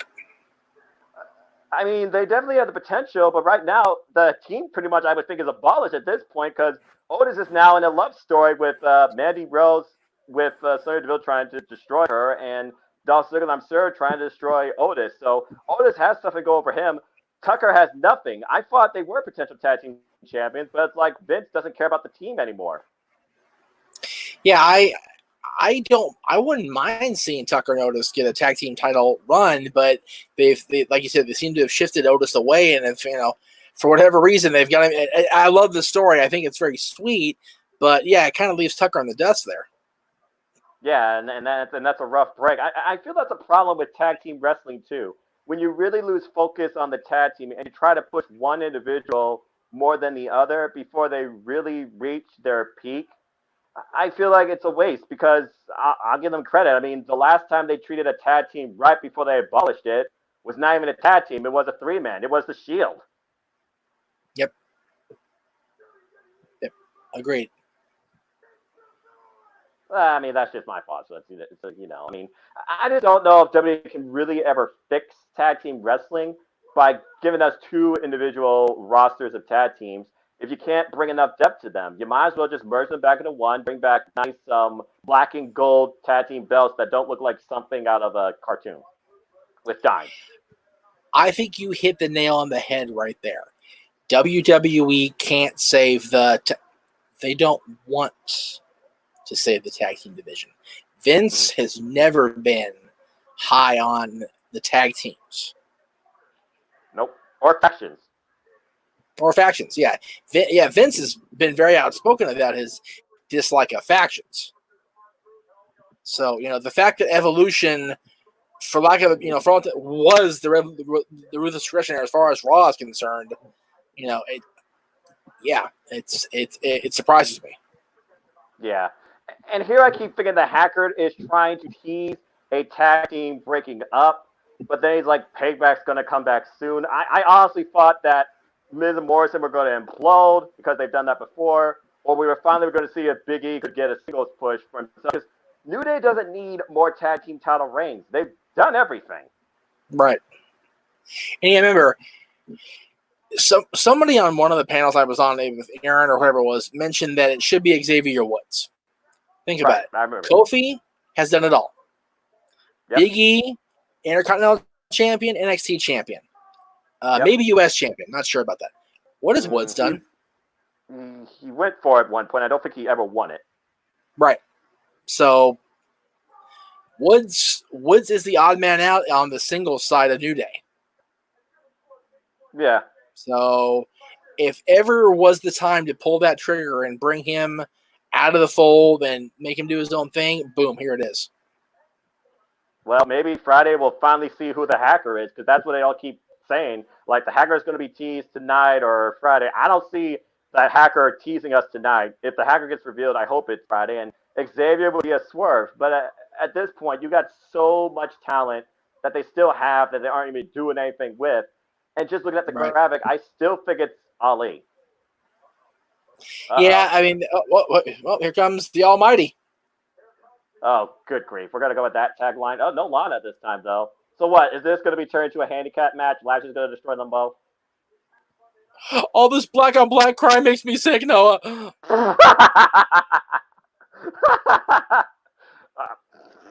Yeah, where's the world coming to? I stole that from Fresh Prince. I will continue to steal it until I'm in the ground. I don't give a damn. That's funnier than shit. I completely agree. Fresh Prince, one of my favorite shows as a child. Again, I used to do the Carlton and be compared to Carlton, so there you go. Yeah, my dance as a kid when I went to the Kings games at the old Fabulous Forum in Inglewood, I would, when they would play Tequila, I would jump onto the step there next to our seats and do the PB dance. Nice. I did that every game. They played Tequila until I was well into my teens. I mean, hey, if it works with you, why wouldn't you? And just I got a pop. Why not? Right?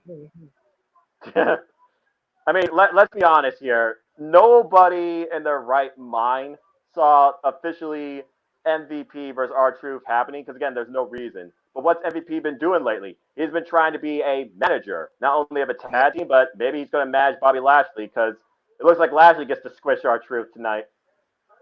Well, and again, Lashley and MVP have history as far as their Impact history, so why not? Oh, yeah, he was his manager, and Bobby Lashley was the silent Terminator that ruled Impact Wrestling until he finally decided to go out on his own against MVP's words, where he took on the likes of the Bobby Roode and Kurt Angle especially. Yep. I mean, it was watchable. It wasn't great, but you know, it was post mortem. I would not Lashley the actual destroyer and just have Lana not be part of this anymore. You think he should go back to wearing the headband?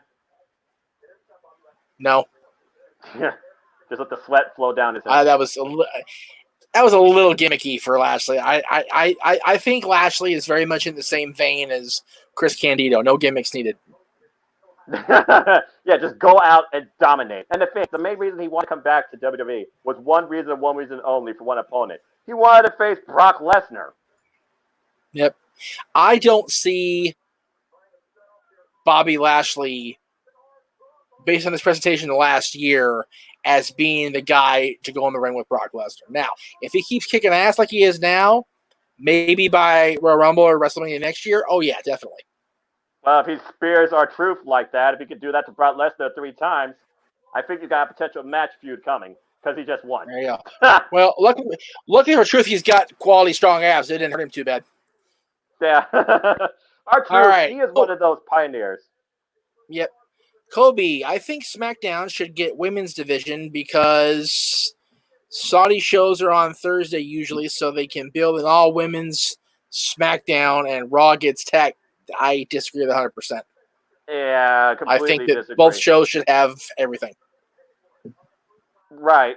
It's just tag team wrestling, though, should be more flexible. It shouldn't just be defined across one brand if you're literally going to have 3 or 4 tag teams. If this is the depth you're going to go with, then I say merge the tag divisions, have one set of titles, have them compete across both shows, build the rivalries and stories across both those shows. If you want to include NXT, I think that's fine, but I think that's a little overkill. Yeah. And as far as, the women being on one show, they tried that. They had the Raw women's division and the tag titles were on SmackDown for a little bit, and it was bad. So yeah, well, that was also a time where women's wrestling was not what it was today. I mean, when you looked at women's wrestling back then, the only names that really connected were Lita and Trish.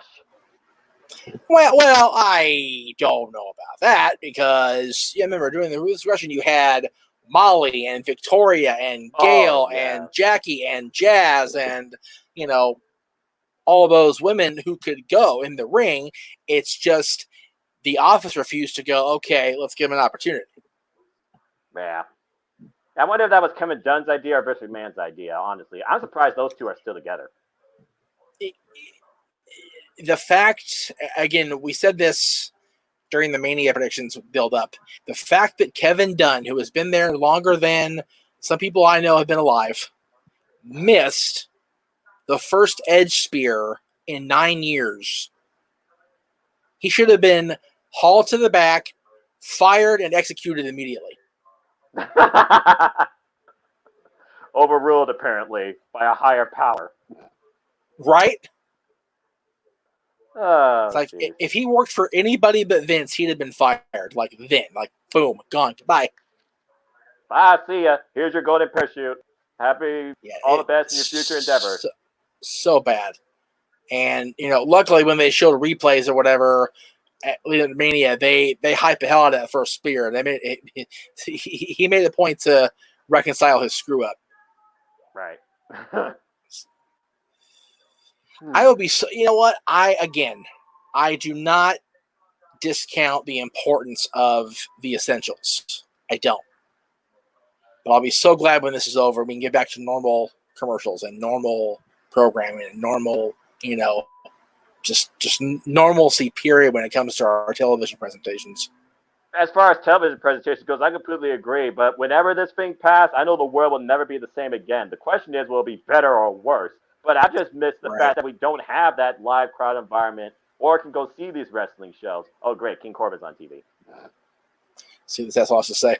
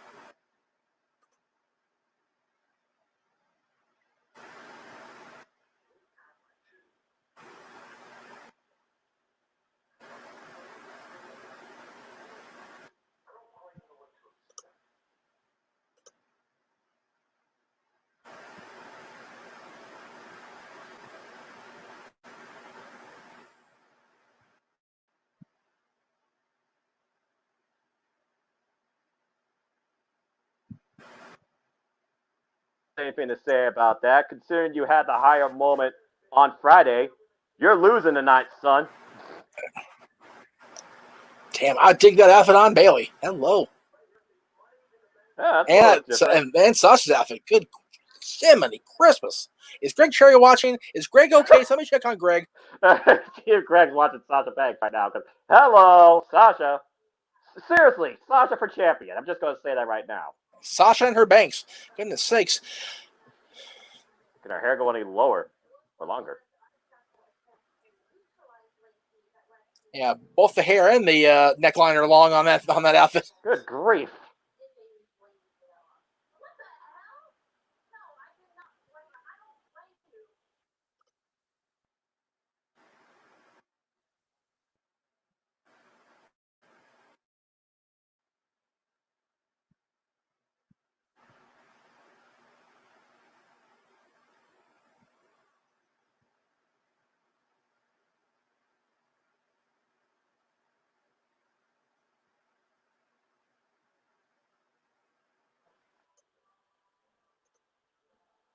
All right. Well, they keep teasing dissension, so we'll see what happens. Well, Jeff, I'm going to get back to updating the scores, but I had to come in and say hi to you and support you. I hope everybody supports the Jeff. Well, thanks for coming in, bro. Appreciate it. And have a great watch, man, and good luck tonight. Take care, folks. Thank you, sir. Talk to you soon.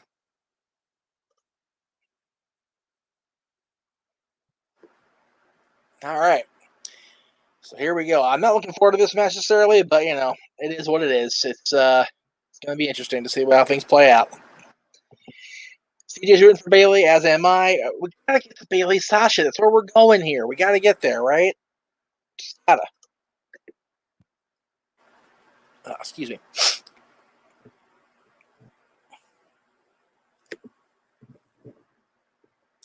Ugh.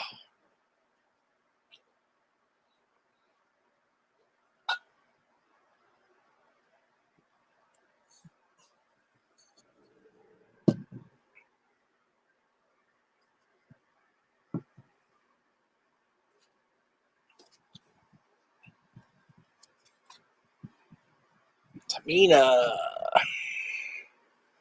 Tamina.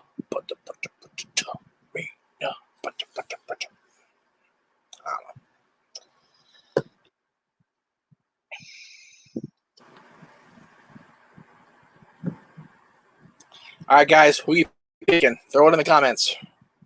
Who's everybody picking? Come on. Throw it up.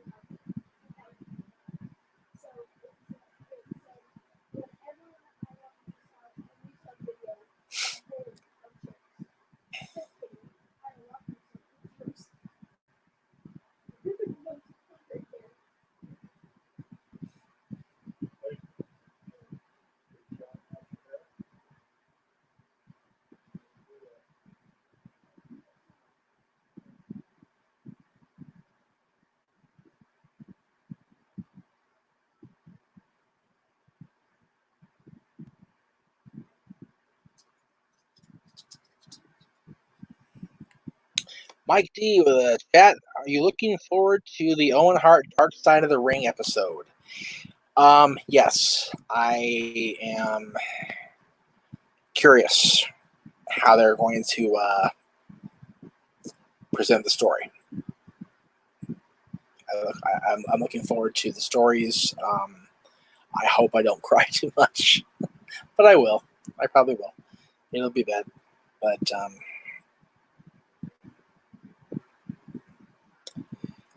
I don't look forward to the sobs because the Owen stuff still makes me very sad. Eddie stuff, Chris Benoit. It's hard. It's hard. Haven't seen a whole lot of Jess Carr. other than I haven't really paid attention to either of their styles, CJ, between Jess Carr and Aubrey Edwards. So my opinion is uninformed. So I'd rather abstain from sharing my opinion because I don't have a really opinion worth throwing out there. You know?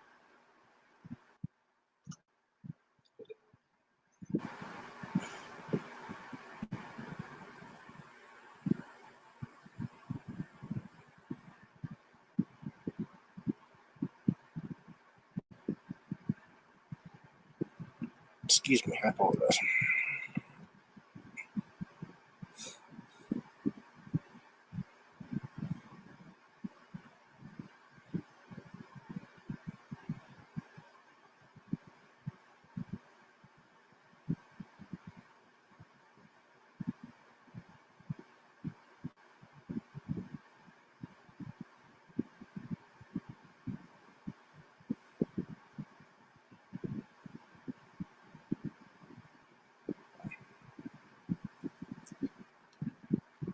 Let's see.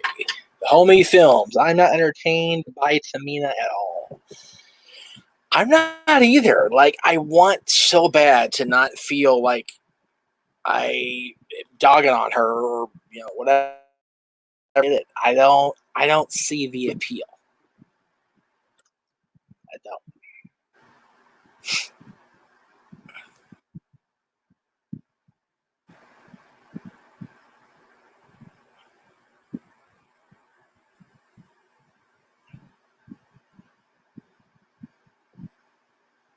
So we're on match 3, and we're already only 45 minutes into the show. Interesting.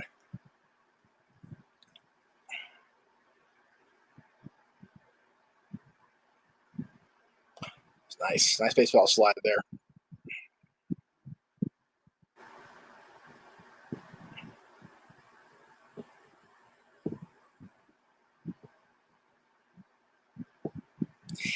Look on Sasha's face there. I think she's a little too smug.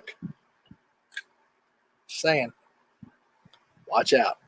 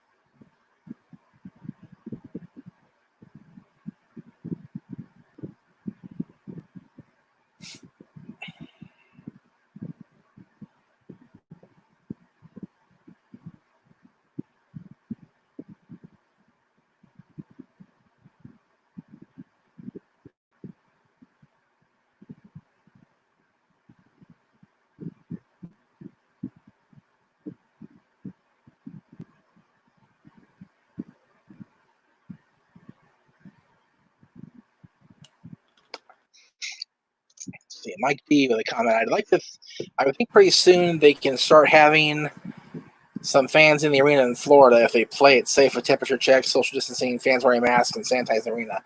I would think so, but it's a very thin line they're trying to not cross, So time will tell.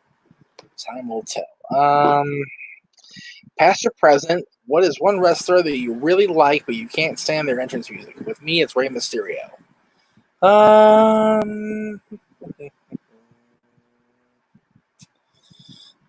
bad. There's some bad music over the years. I'm trying to think here. I'll get back to you, CJ. I'll let you know.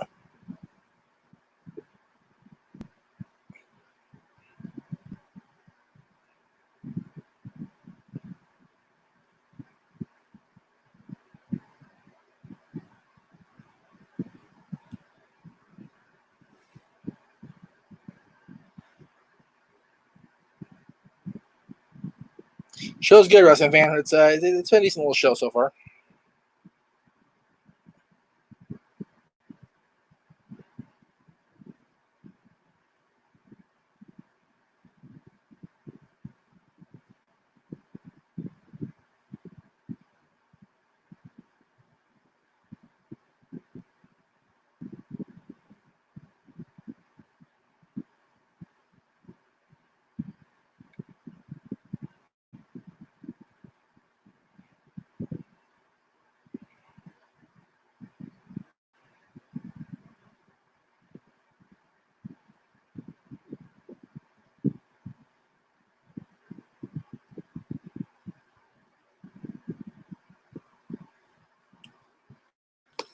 Let's see, Wrestling Fan 98. I've been thinking of this topic a bit lately. What are some of your favorite wrestling championship designs? My favorite WWE championship is the Undisputed from 2002. Yeah, I like the Undisputed Eagle. It's not my favorite, but I have one. I own one. My favorite all time is the Winged Eagle, the WWF Championship from 88-98. That is my all-time favorite. The 10 pounds of gold NWA Championships, another favorite for sure. The Big Gold, the classic NWA Big Gold Championship belt from 86 to 93. There's quite a few. I am pretty much a belt mark, I guess, is the best thing I can call myself. And it's again, there you go. But I love wrestling championship belts. I think they're all awesome. So those are my favorite: Winged Eagle, 10 pounds of gold, and the Big Gold.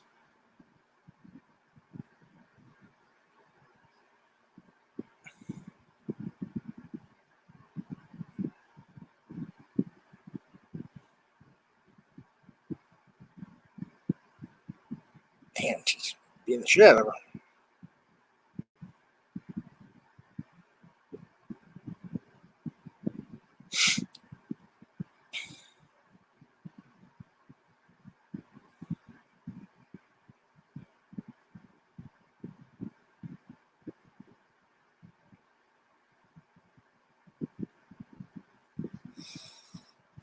Oh, goody. Good gracious. Mount Rushmore of women's wrestlers from Mike D. I would have put Moolah on the list a few years ago, but she's rather frowned upon now, so I'll refrain. Trish Stratus. Charlotte. Excuse me.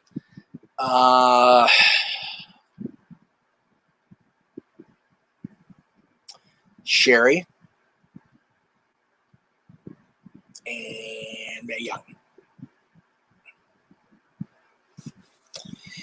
I own the WCW Big Gold and the WCW. Oh, nice. Okay, cool. Yeah, I like the cruiserweight design. The cruiserweight design was really cool, but I love the WCW Big Gold. It was the WTC belt for a long time, so I enjoy that belt very much. So to me, it's on top. Hang on now. Super fun. Oh, she had. Got her. Nice.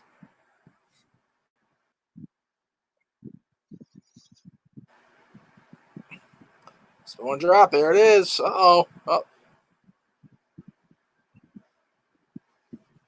Careful, Sasha.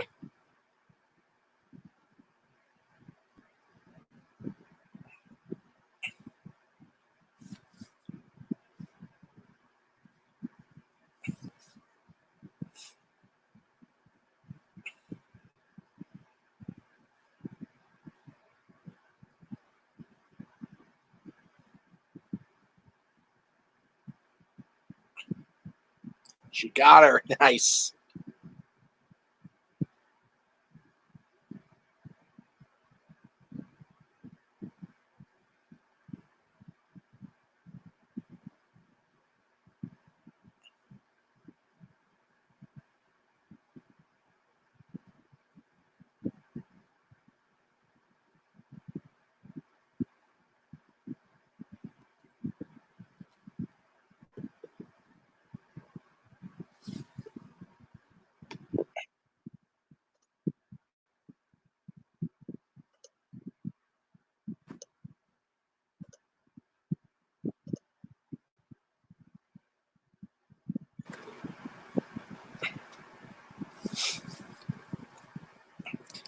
decent little match here. I enjoyed that.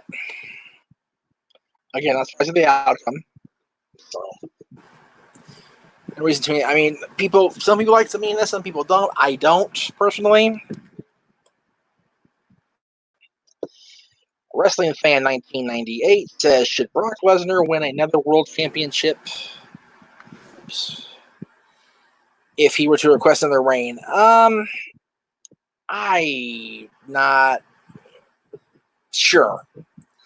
I mean, Brock's a big star. He's got the star power. He's the man. So if they can write the story right, why not? Hello, Chris. Chris Cahill's here. Thanks for dropping by, Chris. Thanks for watching me and watching the pay-per-view. Appreciate it very much.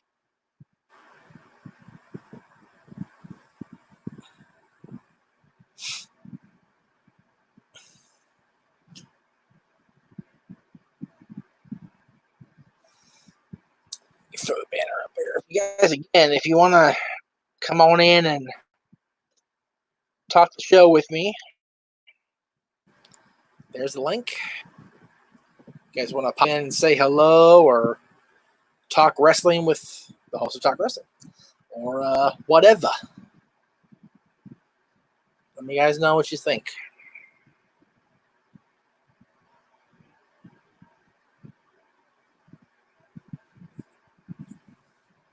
50% off. That's pretty good.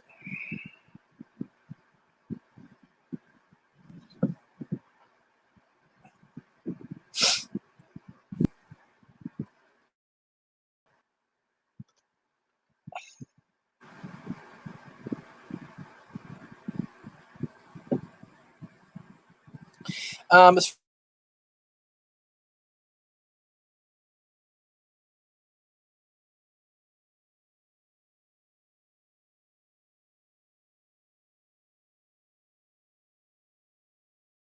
far as Edge being champion again,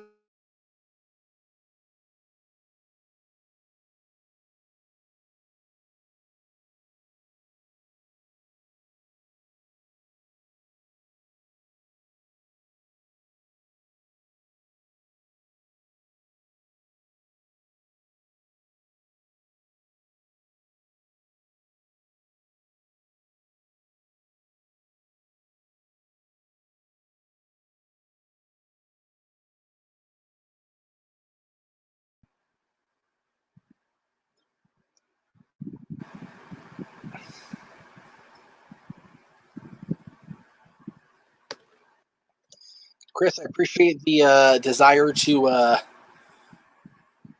do the trivia style stuff, but I'm not here to trivia today. Sorry.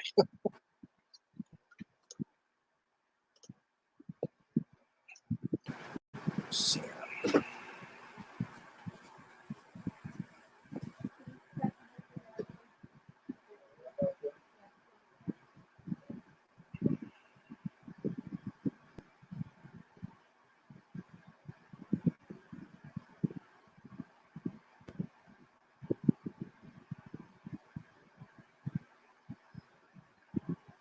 He said duty.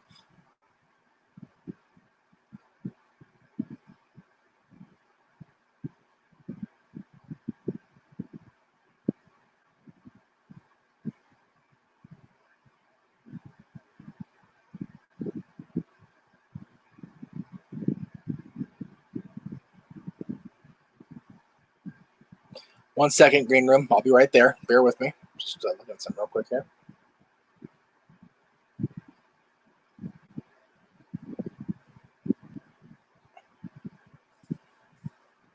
All right. I don't know what match is coming on next, but we'll go ahead and throw this out there now. Let's see here. Oh, Edge. Yes. I think Edge will not be world champion. I think it'd be cool to see him be a champion again, but I don't think he's in that place. But you never know. We'll see, CJ. Thank you for asking. Colby, what's up, brother? Hello, Jeff. How you doing? Doing good. Pit views. It's been. It's all right, to be honest. It's not really. It's, yeah, it kind of is what it is. I'm looking forward to see where the main event goes. I'm also looking forward to everybody out there watching the Undertaker documentary after the show because it's great. Yeah. So. Yeah. Oh, it looks like we're gonna get Braun versus Bray next. Hang on one second. Okay. So I'll make sure. For some reason, it sounds like I'm hearing you through the computer, not through my headset. So make sure I'm not blasting the house down. So, okay. So coming up next is the Universal Championship match. What do you see happening here, sir? I could see some like mind games with the Fiend and Bray because we did see it at WrestleMania. They have been in a match together. Yeah, I do see Bray winning the title. As do I. Yeah, because I feel like Braun was just like a replacement. Well, I still say that Bray got a raw deal as far as having to drop his title to Goldberg, and then Goldberg, drop it to Braun. I thought was bogus. Yeah. I just think the problem with the Fiend is that he... Sorry. Don't. Sorry, just a younger brother. I think the problem with the Fiend is that he shouldn't have won the title or been close. Well, Bray seems to have trouble hanging on the championships. So, hopefully it changes. Yeah. Well, Jeff, I'm going to go. It's been nice talking to you. Oh, good talking to you too, sir. Have a great day. Yeah, see ya. Have fun. Okay. I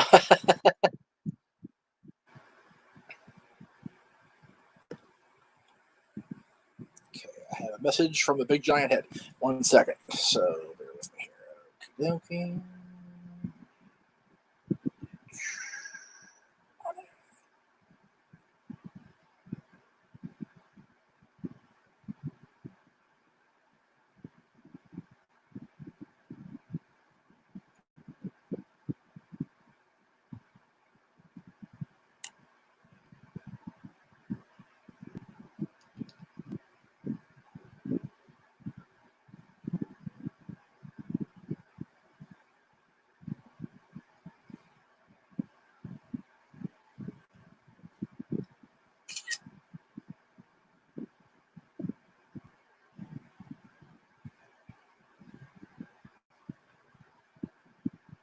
All right, we're back. Comfortable again. Sitting down in one spot for too long is never good. They did talk about it. They, on their countdown of the top Money in the Bank moments, they showed Edge cashing in on John Cena. Like, they made a big deal out of it, actually. It was number 3 out of the 10. I don't think it only dropped down there because of Rollins being the big one.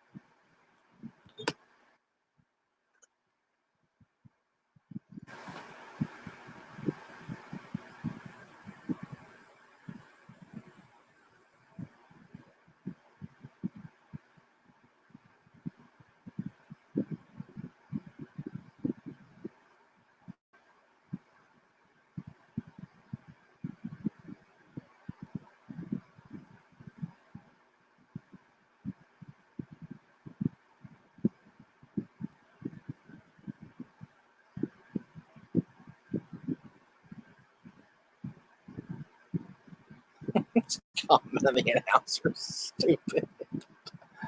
It's funny, though.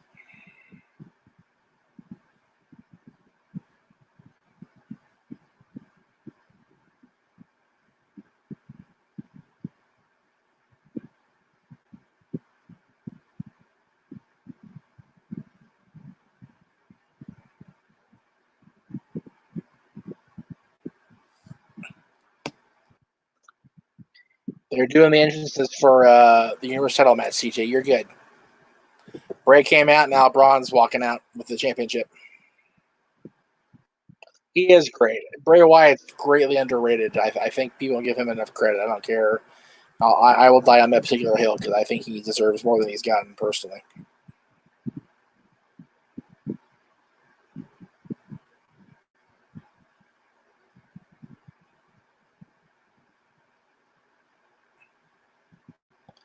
Saw your tweet, Mike. Thank you. Yeah, what a dick.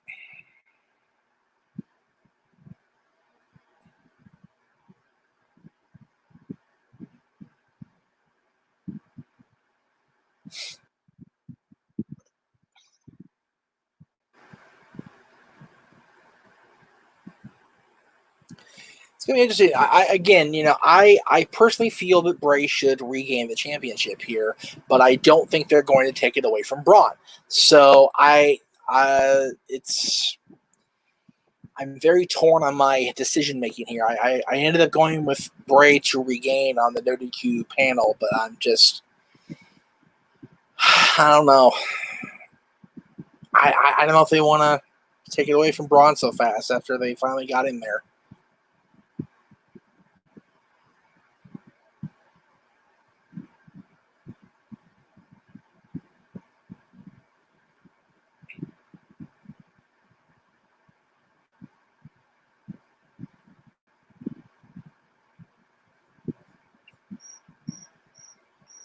Oh, jeez.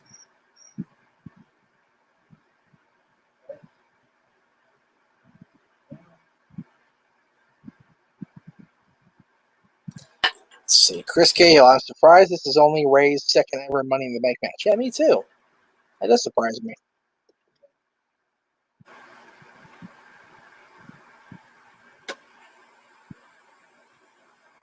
He's not going to squash him, is he? Wouldn't that be awful?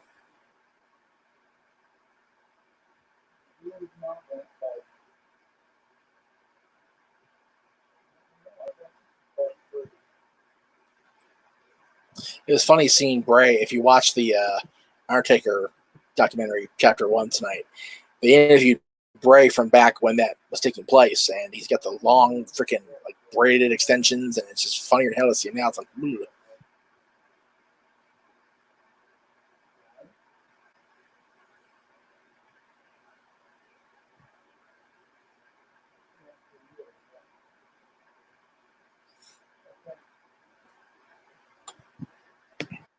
Yeah, I agree. It's both these guys deserve to walk out of here as champion, but it's obviously not going to happen that way. So, what do they do here?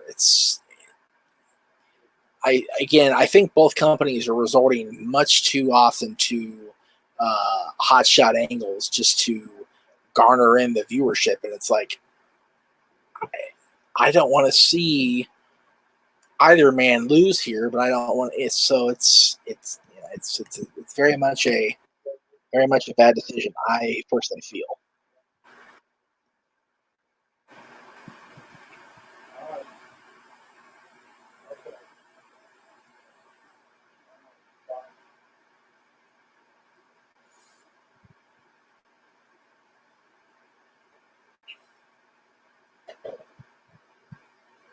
There you go. Braun.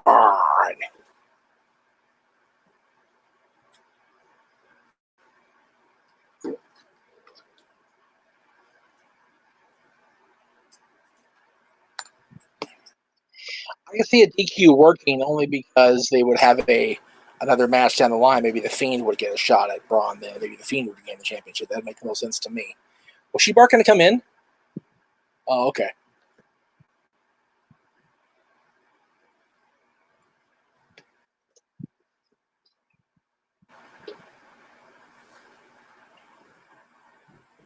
Oh, gee. That table did not move. Braun did.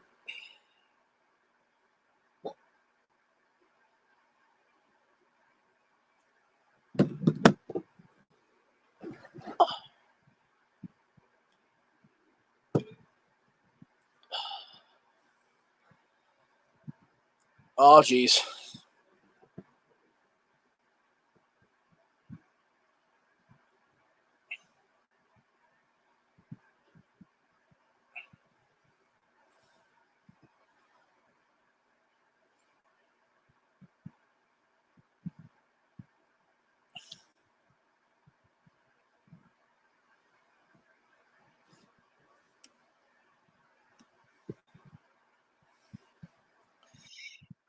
wouldn't mind seeing triple threat with the three with Fiend, Bray, and Roman down the road, but we gotta get Roman back on the road first.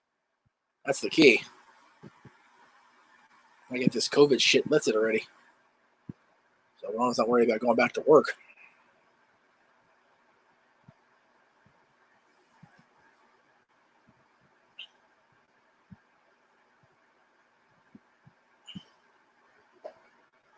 I keep seeing a napkin flitter on my end table over here. It keeps distracting the corner of my eye. There we go.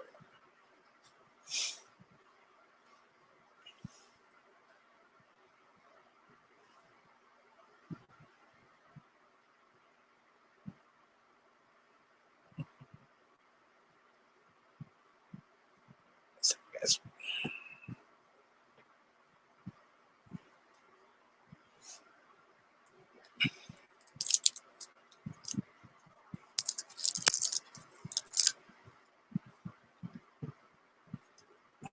Fuck.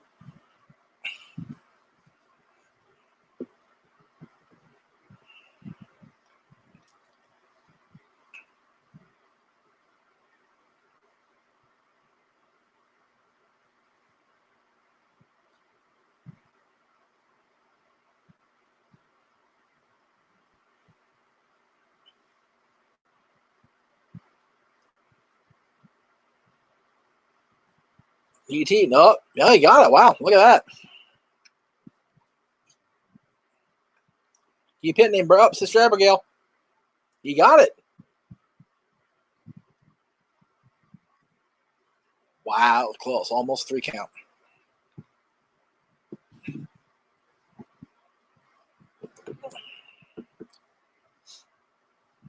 Hold on.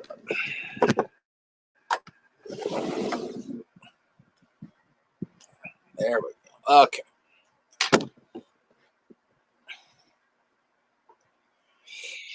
I'm able to get super chats when my account gets monetized. And my account gets monetized when I have a certain amount of watch hours over the course of a 12-month span. I just now restarted and reinvigorated the channel at the first of the year, so it's going to be a while. But I appreciate the thought. But you won't offend me with PayPal either.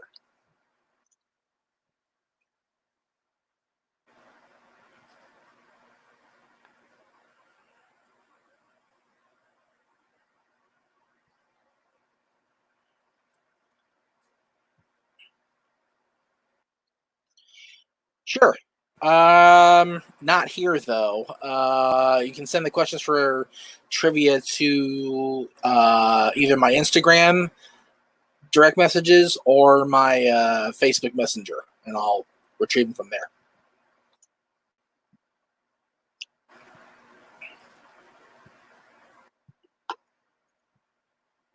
Yeah. Strowman's coming back. Here we go. It's going to get ugly now. He's just going to start whooping the shit out of Bray here.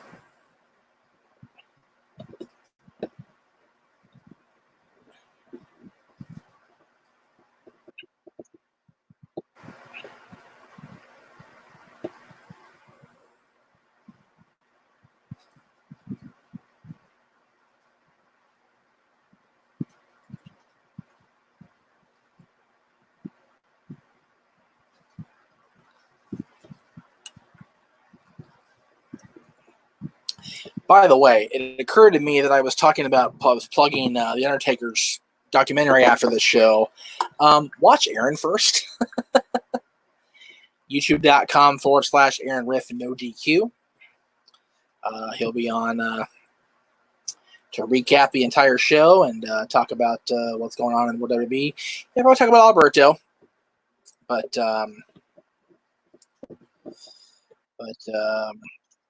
you can use the network's Instagram if you want. That's fine.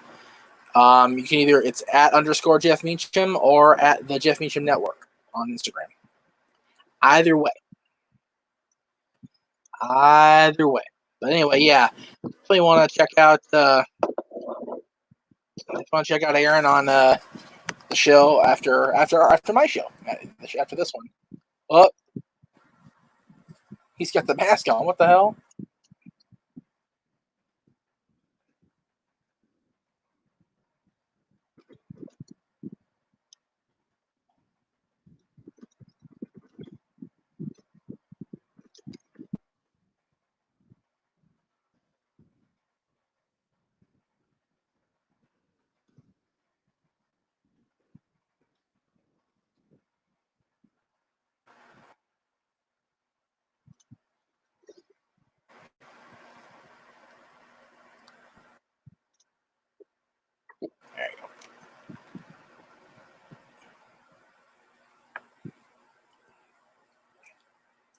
He's out mind game in the mind games. I like it.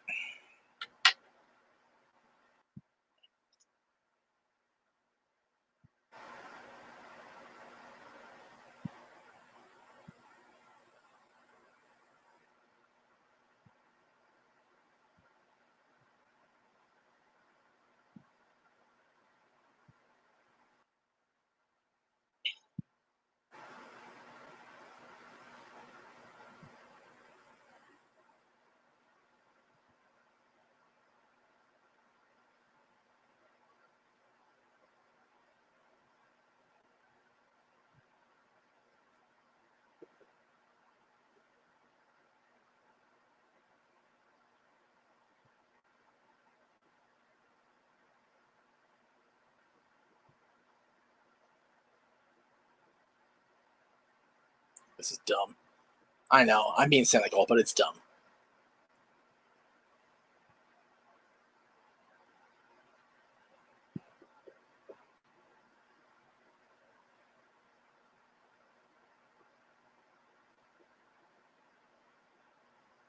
Over.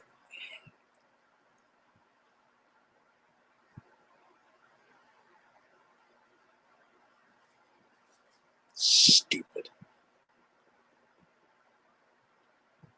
Ugh.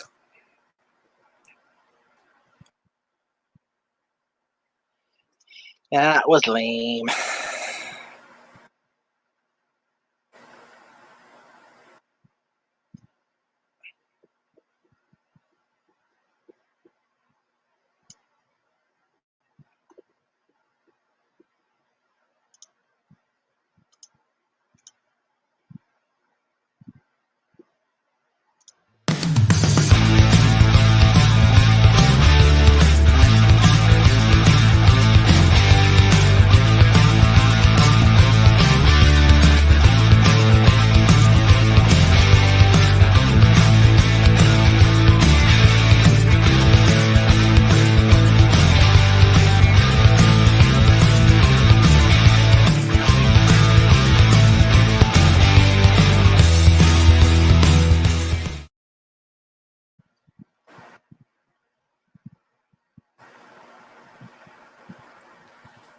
Boo hiss. Whoa.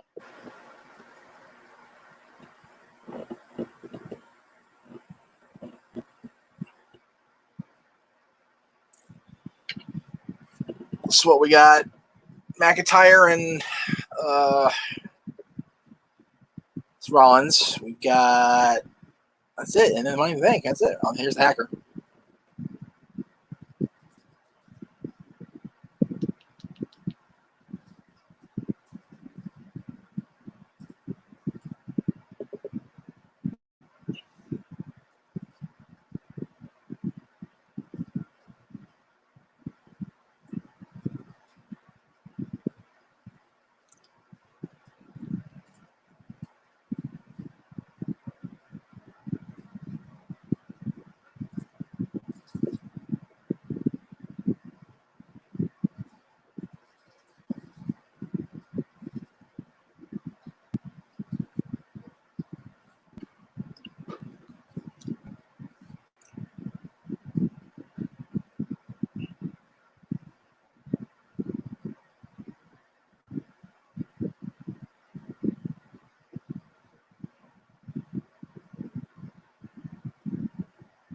This should be really cool. They're going to show the entire WrestleMania 3, I think, from what I understand, on FS1.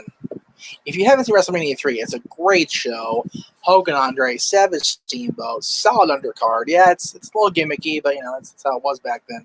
But Piper's match with Adonis it was interesting. It was a cool show.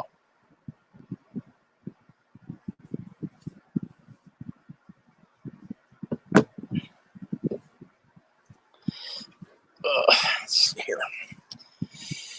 All right. Let's see. Mike D. I don't know. I can't see the Hacker being Ali or Gable. They're putting too much effort into it to be those guys. Yeah, I would agree. Have to agree. All right. In the green room, ready to come on in, is Red 910. How you doing, brother? All right, Jeff. How you doing? Good, you? Doing all right. Just watching a little Money in the Bank, brother. Same. How do you think the show's going so far? It's I'm not as into it as I hoped I would be, honestly. Same here. There you go. What do you think's gonna happen coming up here? We got the WWE Championship on the line. Seth Rollins challenging Drew McIntyre. I think Drew's gonna win. Thanks. Well, they make the most He sense. only- You know why? He only won it a month ago. Right, exactly. It's he's definitely earned his long run, and Rollins has been there. He can afford a loss here more than Drew can. True. I think the Jeff Hardy match should have been on the main show instead of the R-Truth match. I 100% agree. I found myself baffled at the match placement.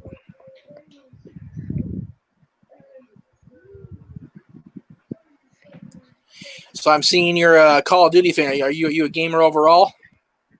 Yeah, I am. Are you? No, not at all. My son is. I'm a horrible video game player. I can't do video games all. I'm quite the old fuddy-duddy when it comes to video games. All right. What are your thoughts on Fiend versus Bray Wyatt? I think we're going to see the Fiend take on Strowman going into SummerSlam. Same here. All right. See you later, Jeff. Have fun, brother.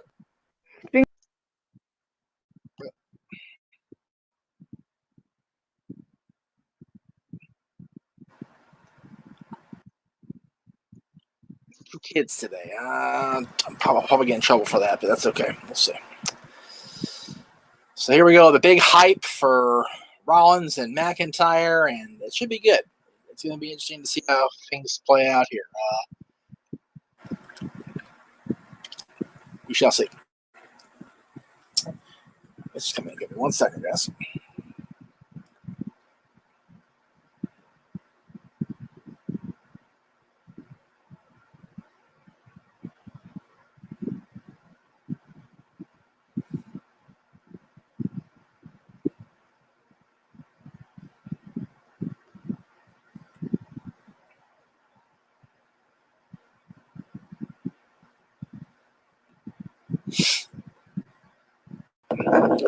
What do you guys think in the chat room? Who's going to win this match? Who we got?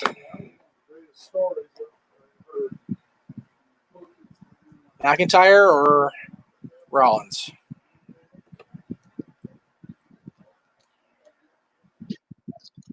Mike D, call me crazy, but the more and more it goes on, I'm starting to think the hacker could actually be CM Punk. I would love if it was CM Punk. I hope it's CM Punk.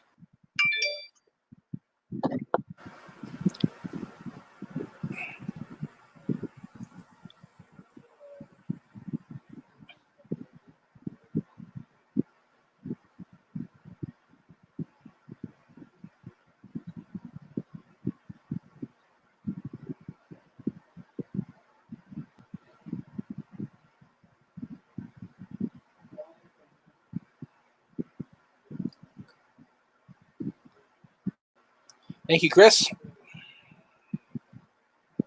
Questions logged. Drew needs to win. Drew definitely. There you go. All right, there you go.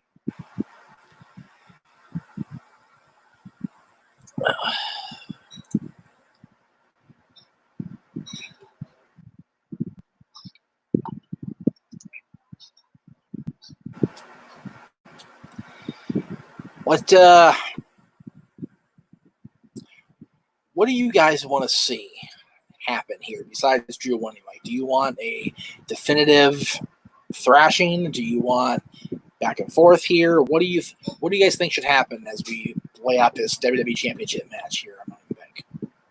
What do you guys think? Curious.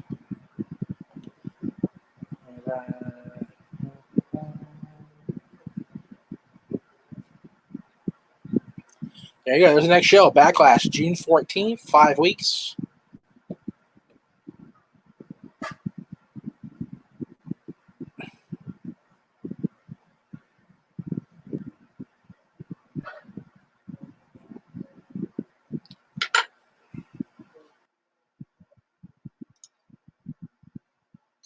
Good. It's true. Shall see.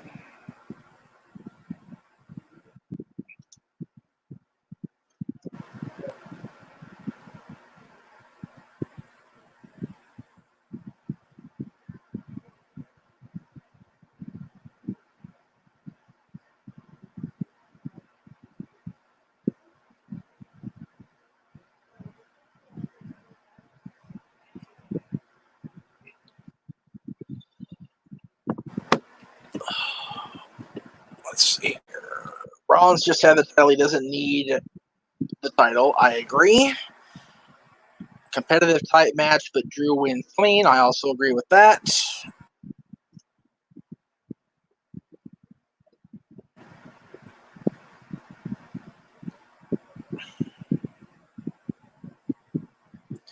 I think you meant you want Drew to win, but you want to be very competitive. That's what I think you're trying to say, CJ.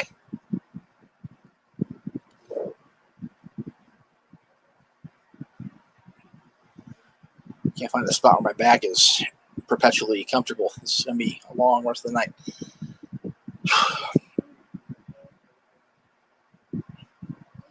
I'll lay out for a minute here, guys. Be right back.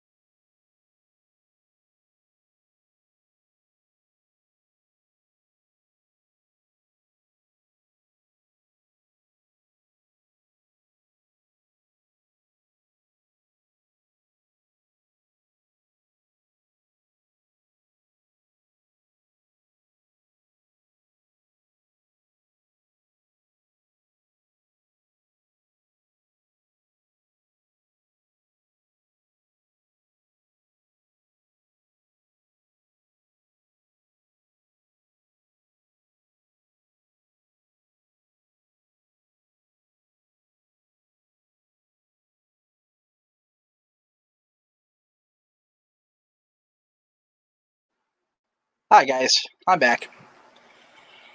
And you got out of the black. It was too hot back here. I've got windows drapes open, so the heat's just coming in on me. So I had to change clothes, and we're gonna eat here momentarily. So I will be getting up again to go get my din at 9 Eastern ish. So if I miss the opening part of Money in the Bank, so be it. But I gotta eat. So steak and mac and cheese, baby. Probably not the best thing for me, but what are you gonna do? So good match, great match. I'm enjoying this more than I thought I would. There was a question in the chat room, and it's still there, so I'm going to go ahead and throw it up there. Chris Cahill, did you ever think Money in the Bank concept would be as big as it is today when it was debuted back in 05? Yes, I did. I have thoroughly enjoyed the Money in the Bank concept from the beginning. I think it's a very, very cool concept. I've liked the unpredictability of every cash in that's been not called out, like Rob did, or whatever. But it's very cool. And there's the win for Drew McIntyre as I keep talking. So the Money in the Bank is probably my favorite match of the year. Is my favorite match concept. Greg has the Royal Rumble. Some people have the Elimination Chamber. I prefer Money in the Bank. There you go. CJ ordered Pizza Hut. Well, God bless you, CJ. I love it. Pizza Hut's always good, too. We're apparently getting ice cream for dessert tonight. So if Greg and Jen are watching, this is my last night of naughtiness. Steak and mac and cheese. And I'm having salad, though. I'm going to go by having my salad. So at least there's that. Claymore kick is just devastating, of course. Drew retains. Is my picture splotchy, or is it just the way it's being presented on my screen? Because it looks splotchy, which really upsets me.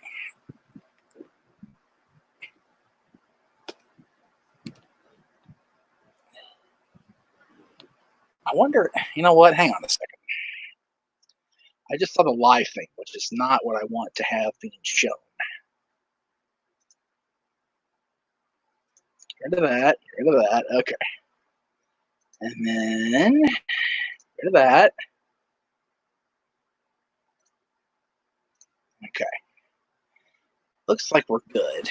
The splotchiness went away. It's very weird. Oh. Anyway.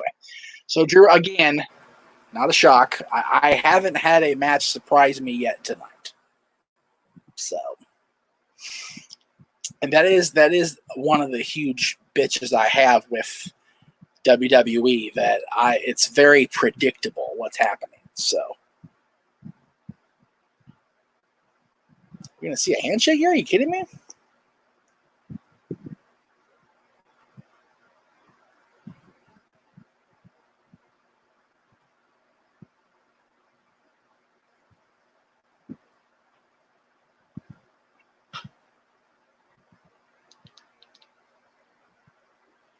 Wow.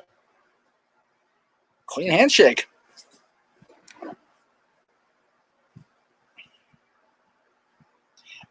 Kobe, no.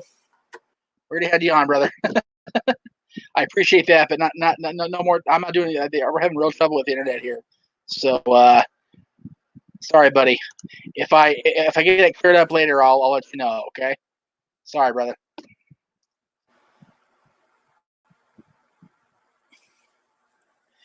I would love to see Black versus Drew for the title down the road from Chris. I would too. I agree with that wholeheartedly. I'm all about it. Here's that crazy game we were talking about on the panel the other day.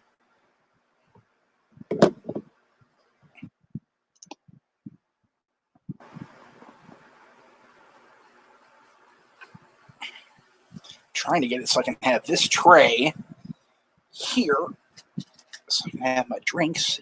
Whoa, look at that. What the hell was that about? Look at that. That's so weird.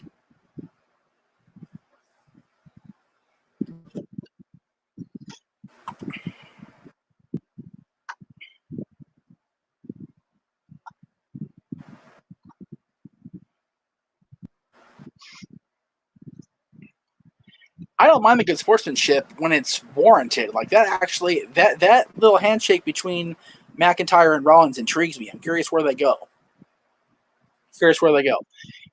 My network is always behind everybody else. It sucks. What are you gonna do? It's everybody's different. Make my drinks here. Just bear with me here, folks. The Matrix. Yeah, right. What the hell's up with that splotchy? That's terrible. Has done that before. That's really weird. Probably should reboot, but I don't want to freaking lose the feed. Again. Here's truth. Here we go.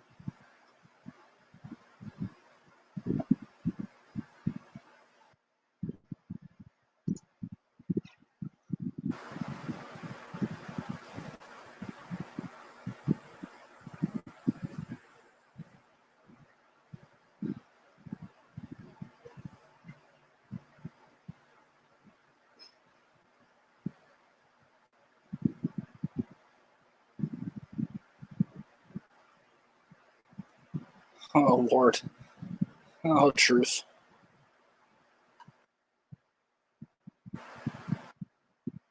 Charlie is gorgeous. Absolutely. I agree, Mike.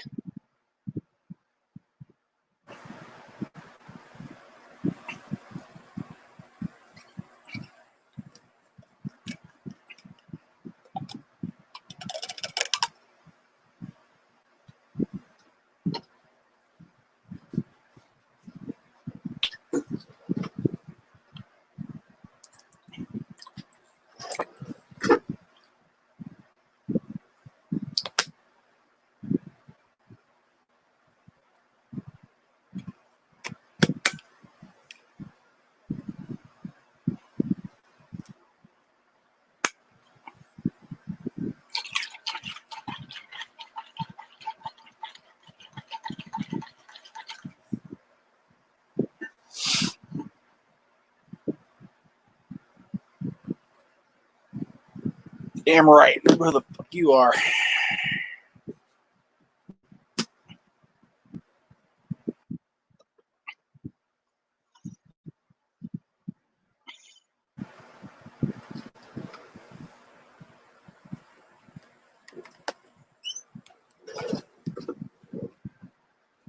Telling you guys, after you watch Aaron, watch it.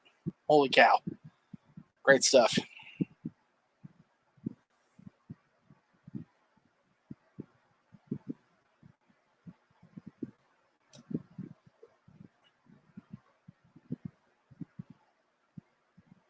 Here we go, folks.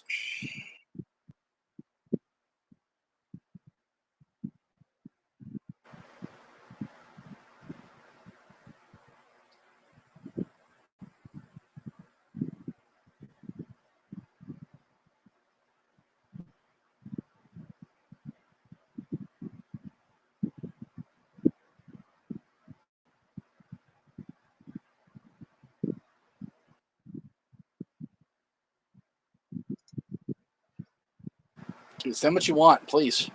Send them all, Chris. I can use the help. Mike D. I have a feeling the end of the series, Taker is gonna. Yeah, it's probably gonna be the end of the line, the last ride.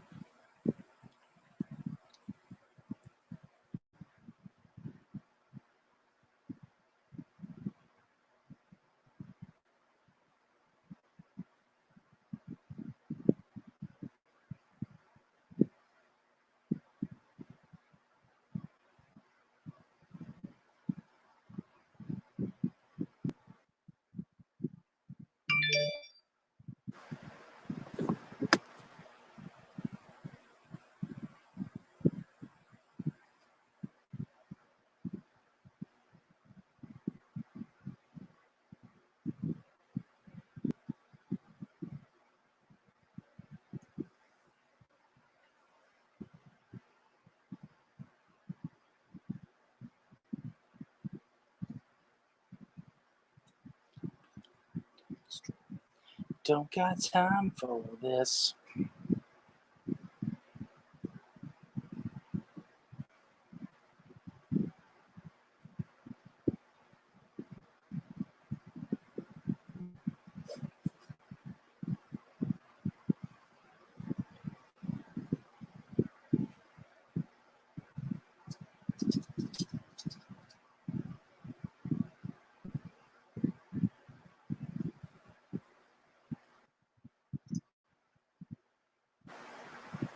Yes, I did. Email from the GM. Nah, it's a spam bot on Instagram. I'm just going to mess with her for a little bit until she goes away.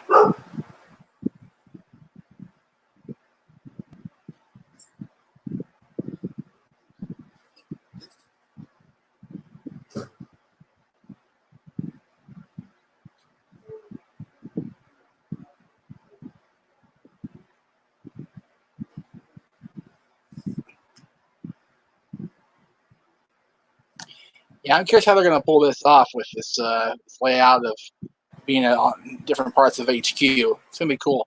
I'm digging it.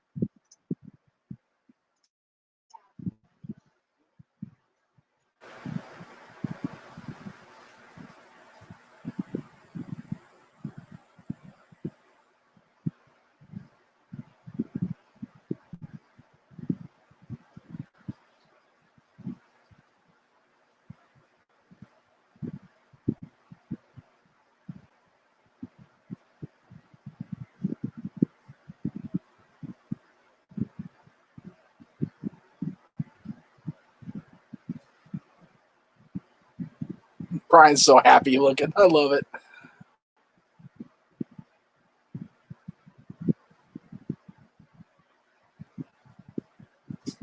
What the hell?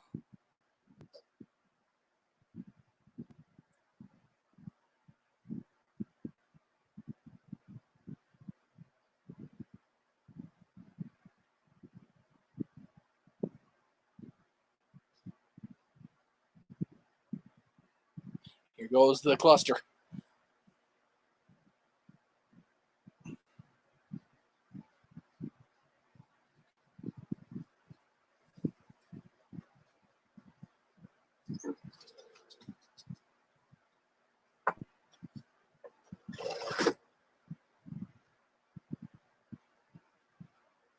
Asuka's crazy. I'm all right with that.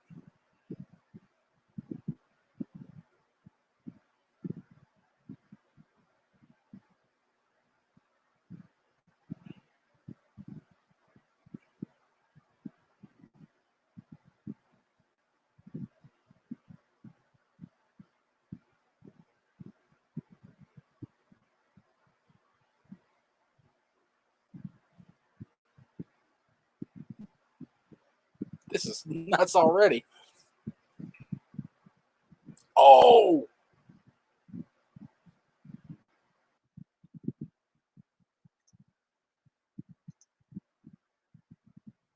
Yes, she is. Asuka's great. Highly underrated.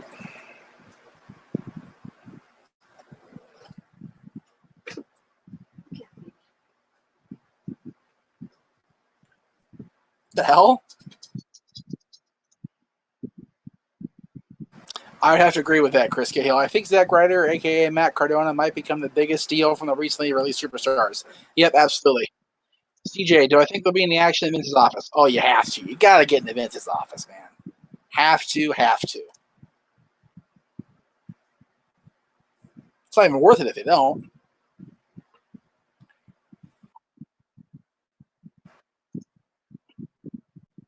Jesus Christ.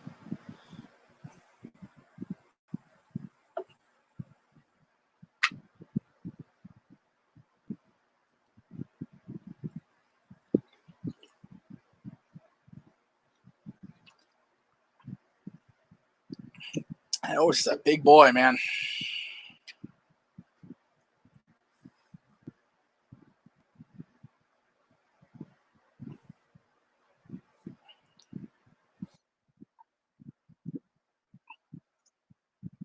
Yeah.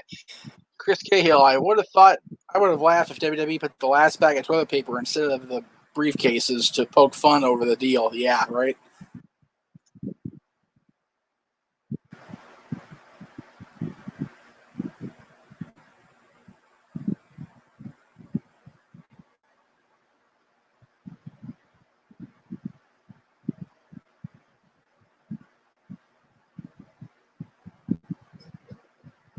Oh my God.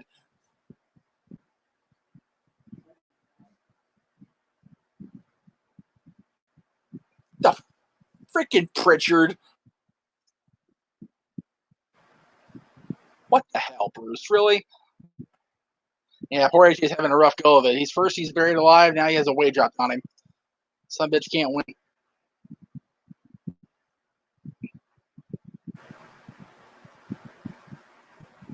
Trying to see where they are here.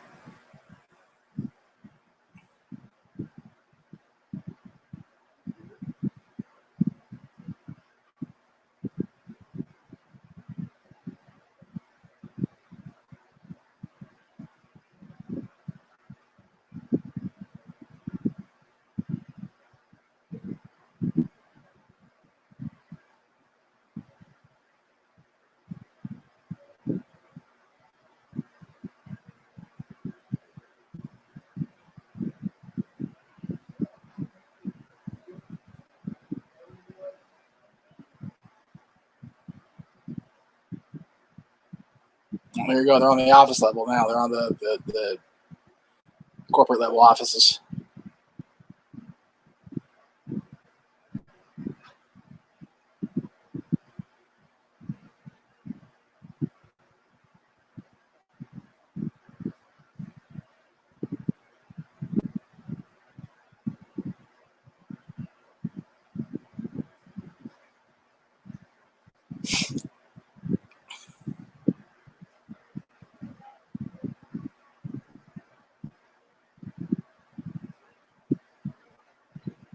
This is crazy. Oh, definitely. It is going off the roof for sure. There's no question about it, Chris.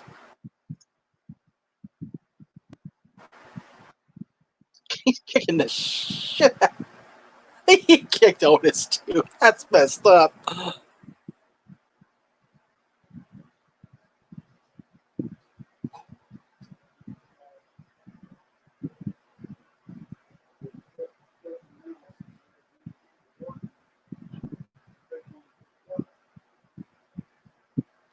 Doink. Is that really doink? Who the hell was that? The hell?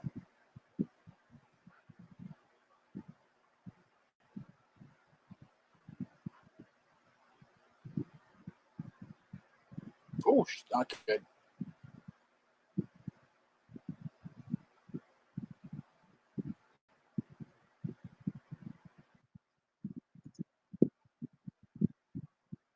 Oh, Christ.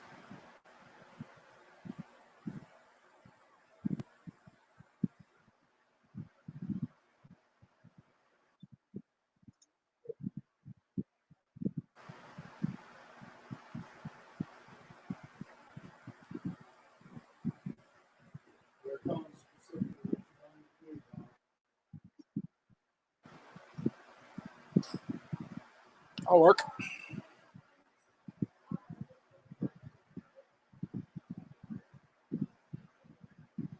Not the right briefcase, Dana.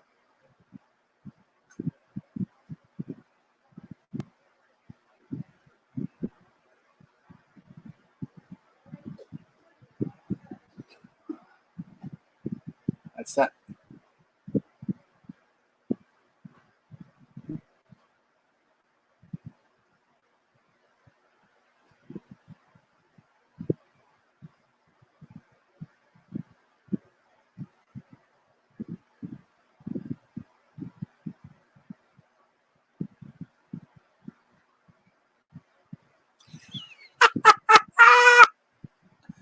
That was awesome.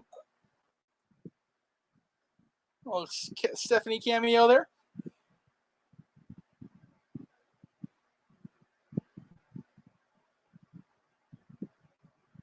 Bella's looking good tonight.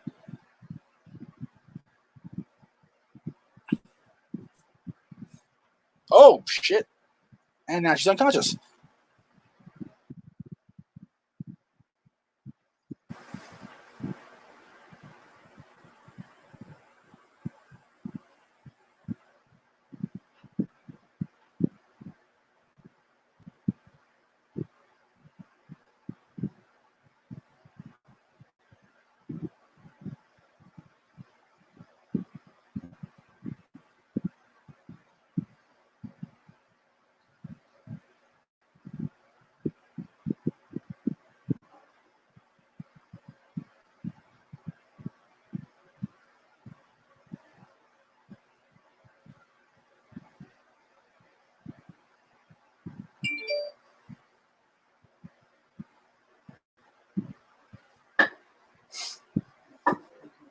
Oh, jeez.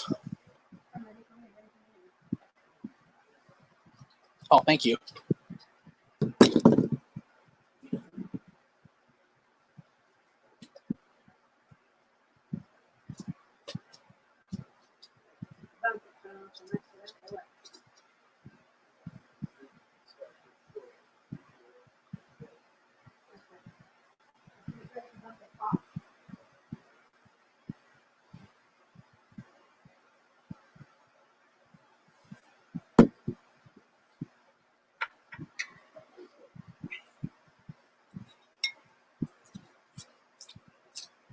Yes, I'm eating my dinner. Get over it.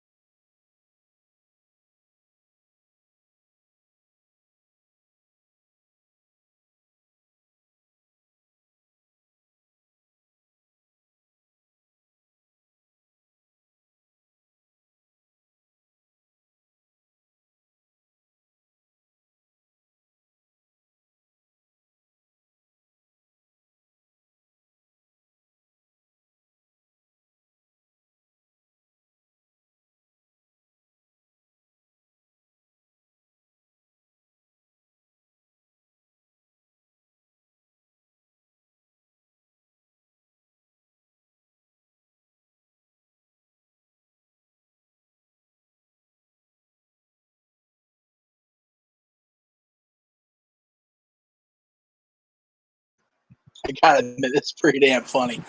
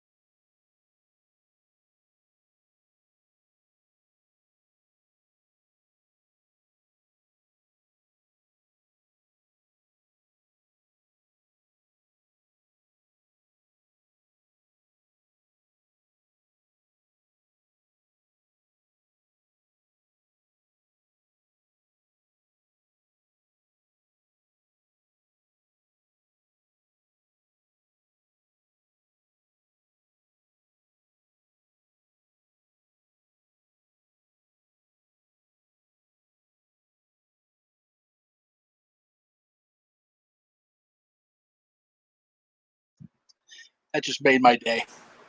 Good job, Otis. Love it.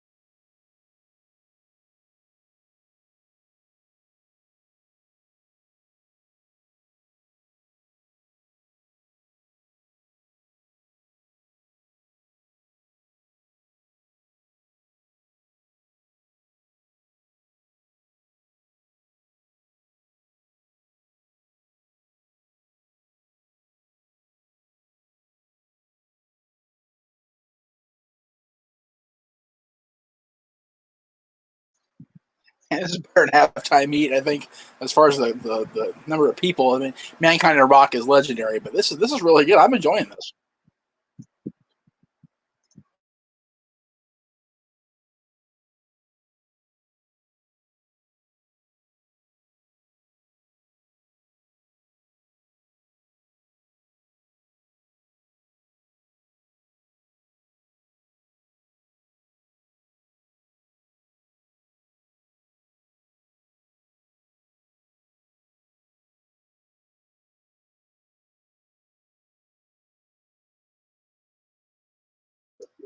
That would be awesome if they actually did that. As far as there he is.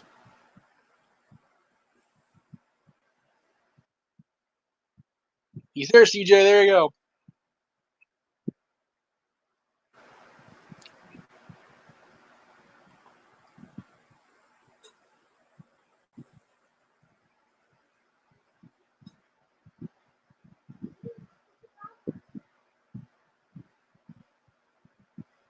Yeah.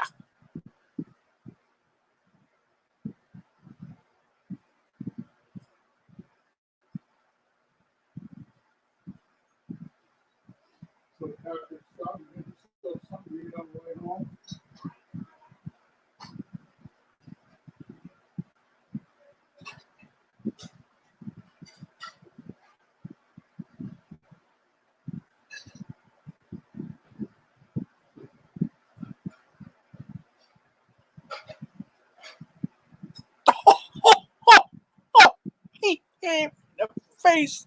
Oh my God.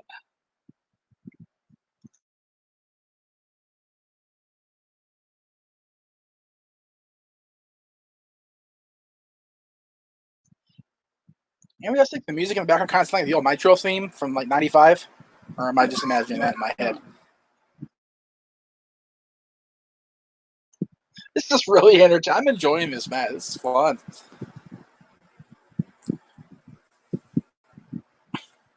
Oh,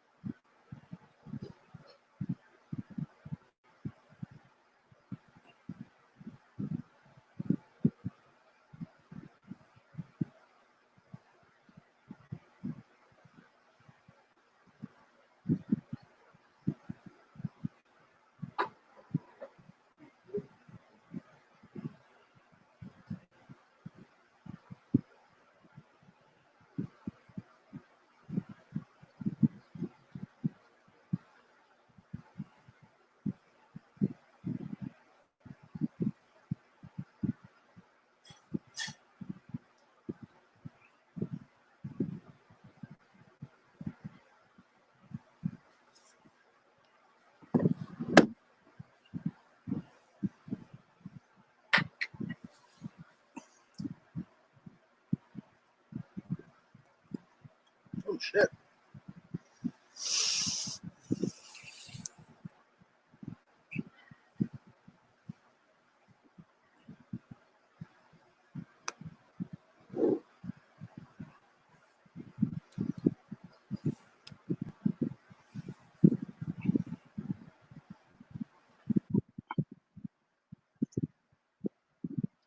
By the way, as you're watching the girls do their thing in the ring, you can check out this shirt and the other Jeff Meacham Network shirts at teespring.com/store/Jeff-Meacham-Network.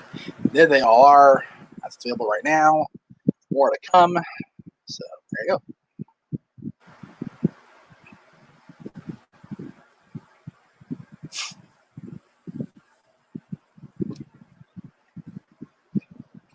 Thank you.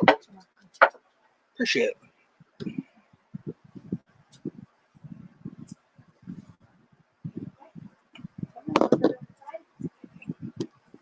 My fat ass up. It's like proper ish. You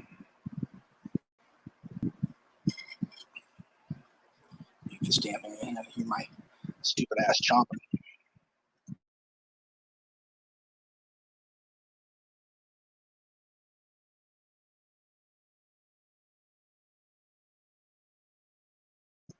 Pretty sure it does. Don't quote me.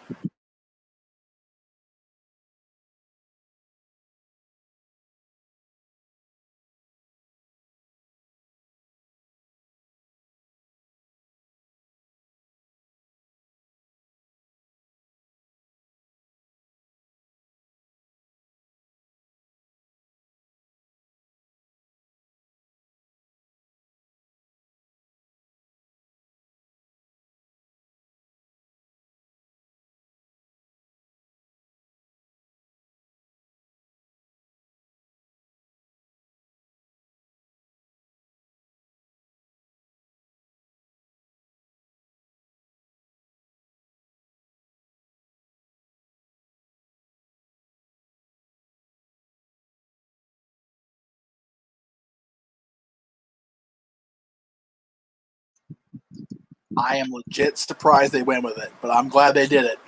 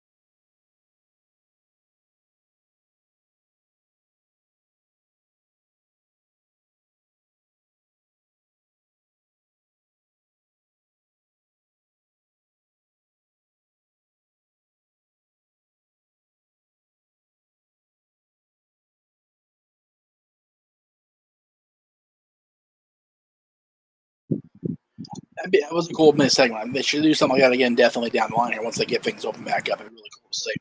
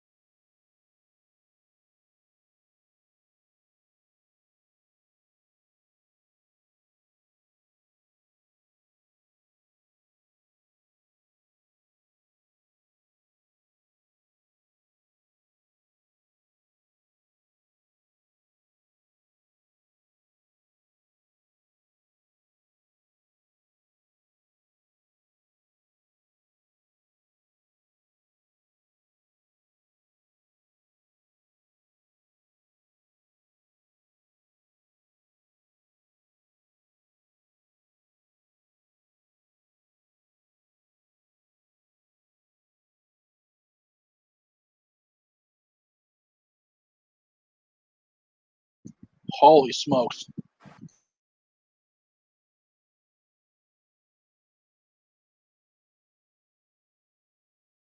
Yeah, true.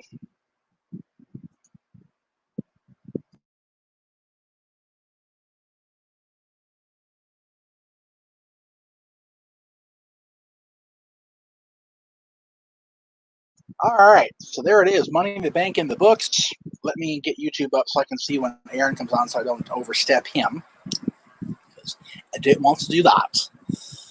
So, interesting finishes. Both surprises for me as far as Asuka and Otis winning the briefcases. It's especially Otis. Asuka doesn't surprise me as much, but Otis definitely surprises me. That's crazy. Aaron says live in 45 minutes. I don't think he's going to wait that long. He might. We'll see.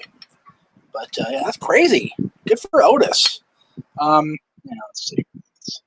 I hope it doesn't mean the end for Heavy Machinery. I hope so too. I like that. I like them as a team. They're really cool.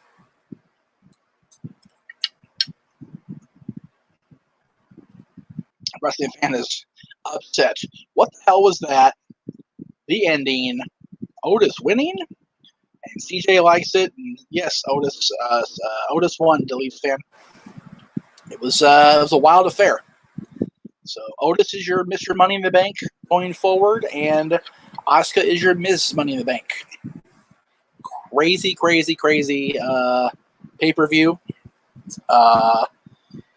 Again, it's one of those things where it was going to be unique. It was going to be kind of a train wreck. It was going to be a mess. But honestly, the Money in the Bank delivery really hammered home the show for me. Before that, I was kind of like, whatever on the show. I was very bored, to be honest with you. I found myself dozing off when I stepped out during the title match. I was just kind of getting a breather, kind of chilling out a little bit because I was just so just whatever. All right, let's see what background do I want. I want this background. Joining me now in the studio, well, not really in the studio because he's not here, but live via satellite, is the challenger coming up this Friday on the Greg Cherry Brand channel, youtube.com/Greg Cherry Brand, for the NoDQ.com Wrestling Trivia Challenge Championship. Stat Boy Mike Caldwell, what up, brother? Hey, boss, how you doing, man? Doing good. You sound not as enthused as I am about the show. Oh, don't get me wrong. I'm very happy and ready for the show on Friday. I just don't know what I just got done watching. I mean, come on. That was. I mean, I'm partially disappointed. I'm partially shocked. I'm going to steal a good old line from HBK. I don't know who's writing this crap, but this is worse than this whole Katie Vick debacle. That is completely untrue. Nothing is worse than Katie Vick. I don't know, man. It sounded good on paper, but you know, you're not going to put the title on Otis. Forget it. It's not going to happen. Why can't he and Tucker use the briefcase for the tag titles?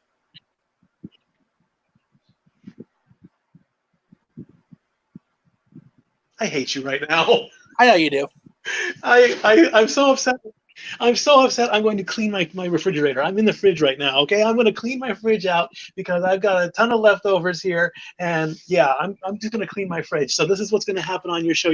Me cleaning the fridge. Well, that's fine. Make sure you make room for my boysenberry punch.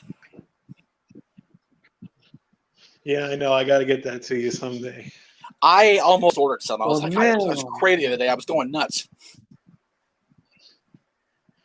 But yeah, I mean, I just had to quickly pop in, and I'm like, wow. I mean, don't get me wrong. It was great. It was great to see a lot of the building and all that. And apparently, that building is now going to be empty by the end, or maybe even it's empty now. I don't know. Well, we were talking about that on the panel during the week, that I thought they were going to just ransack the place and that would be the way they left, but obviously not. Well, do they own the building or do they rent the building? I believe they own the building, but they have sold it, so they are moving.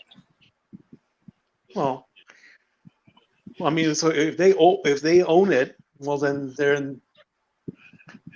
they can. Well, okay, they can follow all right. Well, like I said, I think they owned it. I think it's currently either an escrow or it's been sold, and they're just trying to get the new location ready to move. I guess so. So I mean, you know what, Wrestling Fan Today, I'll give the WWE credit. At least the finish was unexpected and unpredictable. I would have never called Otis for sure. Asuka kind of had an idea, but I would never guess Otis. well, I looked at the odds makers, and Otis was an 80-1 shot. Right. So, you know, all you Vegas people out there, if you wanted to put some money on Otis, and you did put some money on Otis, you got yourself a cash cow right now. Because, man, 80-1 odds, you put down $100, you're up 80 grand. Otis in the bank. There you go. There you go. Otis in the bank. There you go, man. That's it. Well, Aaron's going live in about 4 minutes. I'm not going to tramp on his parade, so I will say, is that a WrestleMania 24 shirt, by the way? Probably. It was the fan access shirt I got. Okay, it looks like the 24 logo. Because I was there, I thought I remember that logo. It was the year. It was the year I met Kane. So. Sounds like 08, so.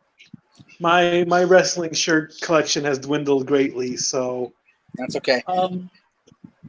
So yeah, I thought I saw earlier in the show there was a promo for the network, right? During the kickoff. What did I see an animated version of Jerry Lawler reading a book? I did not notice that, to be honest with you. I was kind of in and out during the kickoff. I was actually streaming during the kickoff, so wasn't paying much attention to the show other than the matches. Because I thought I saw it was in the animation style of story time, and I thought, did they renew story time with King as host? I don't know. I haven't heard. It would surprise me. Storytime was a good show. It just, Gene anchored it, so they had to do something if they wanted to keep it going. Exactly. All right then. So just wanted to pop in, and I might continue watching this Last Ride documentary. I might clean up my kitchen, and I might do some writing tonight, and then crash for the night. Definitely watch Aaron here in a couple minutes, and definitely watch Last Ride. It's good shit, brother. It's amazing right. chapter. Cool. Later, brother. All right, catch you later. Bye. All right, bye. All right, there we go. Step away, Mike Caldwell. Don't forget right now, let me throw it up there one more time for everybody to take a look at. Aaron Riff, Money in the Bank briefcase, immediately following me at youtube.com/Aaron Riff no DQ. And yeah, definitely check Aaron out. It's going to be a fun recap, I'm sure.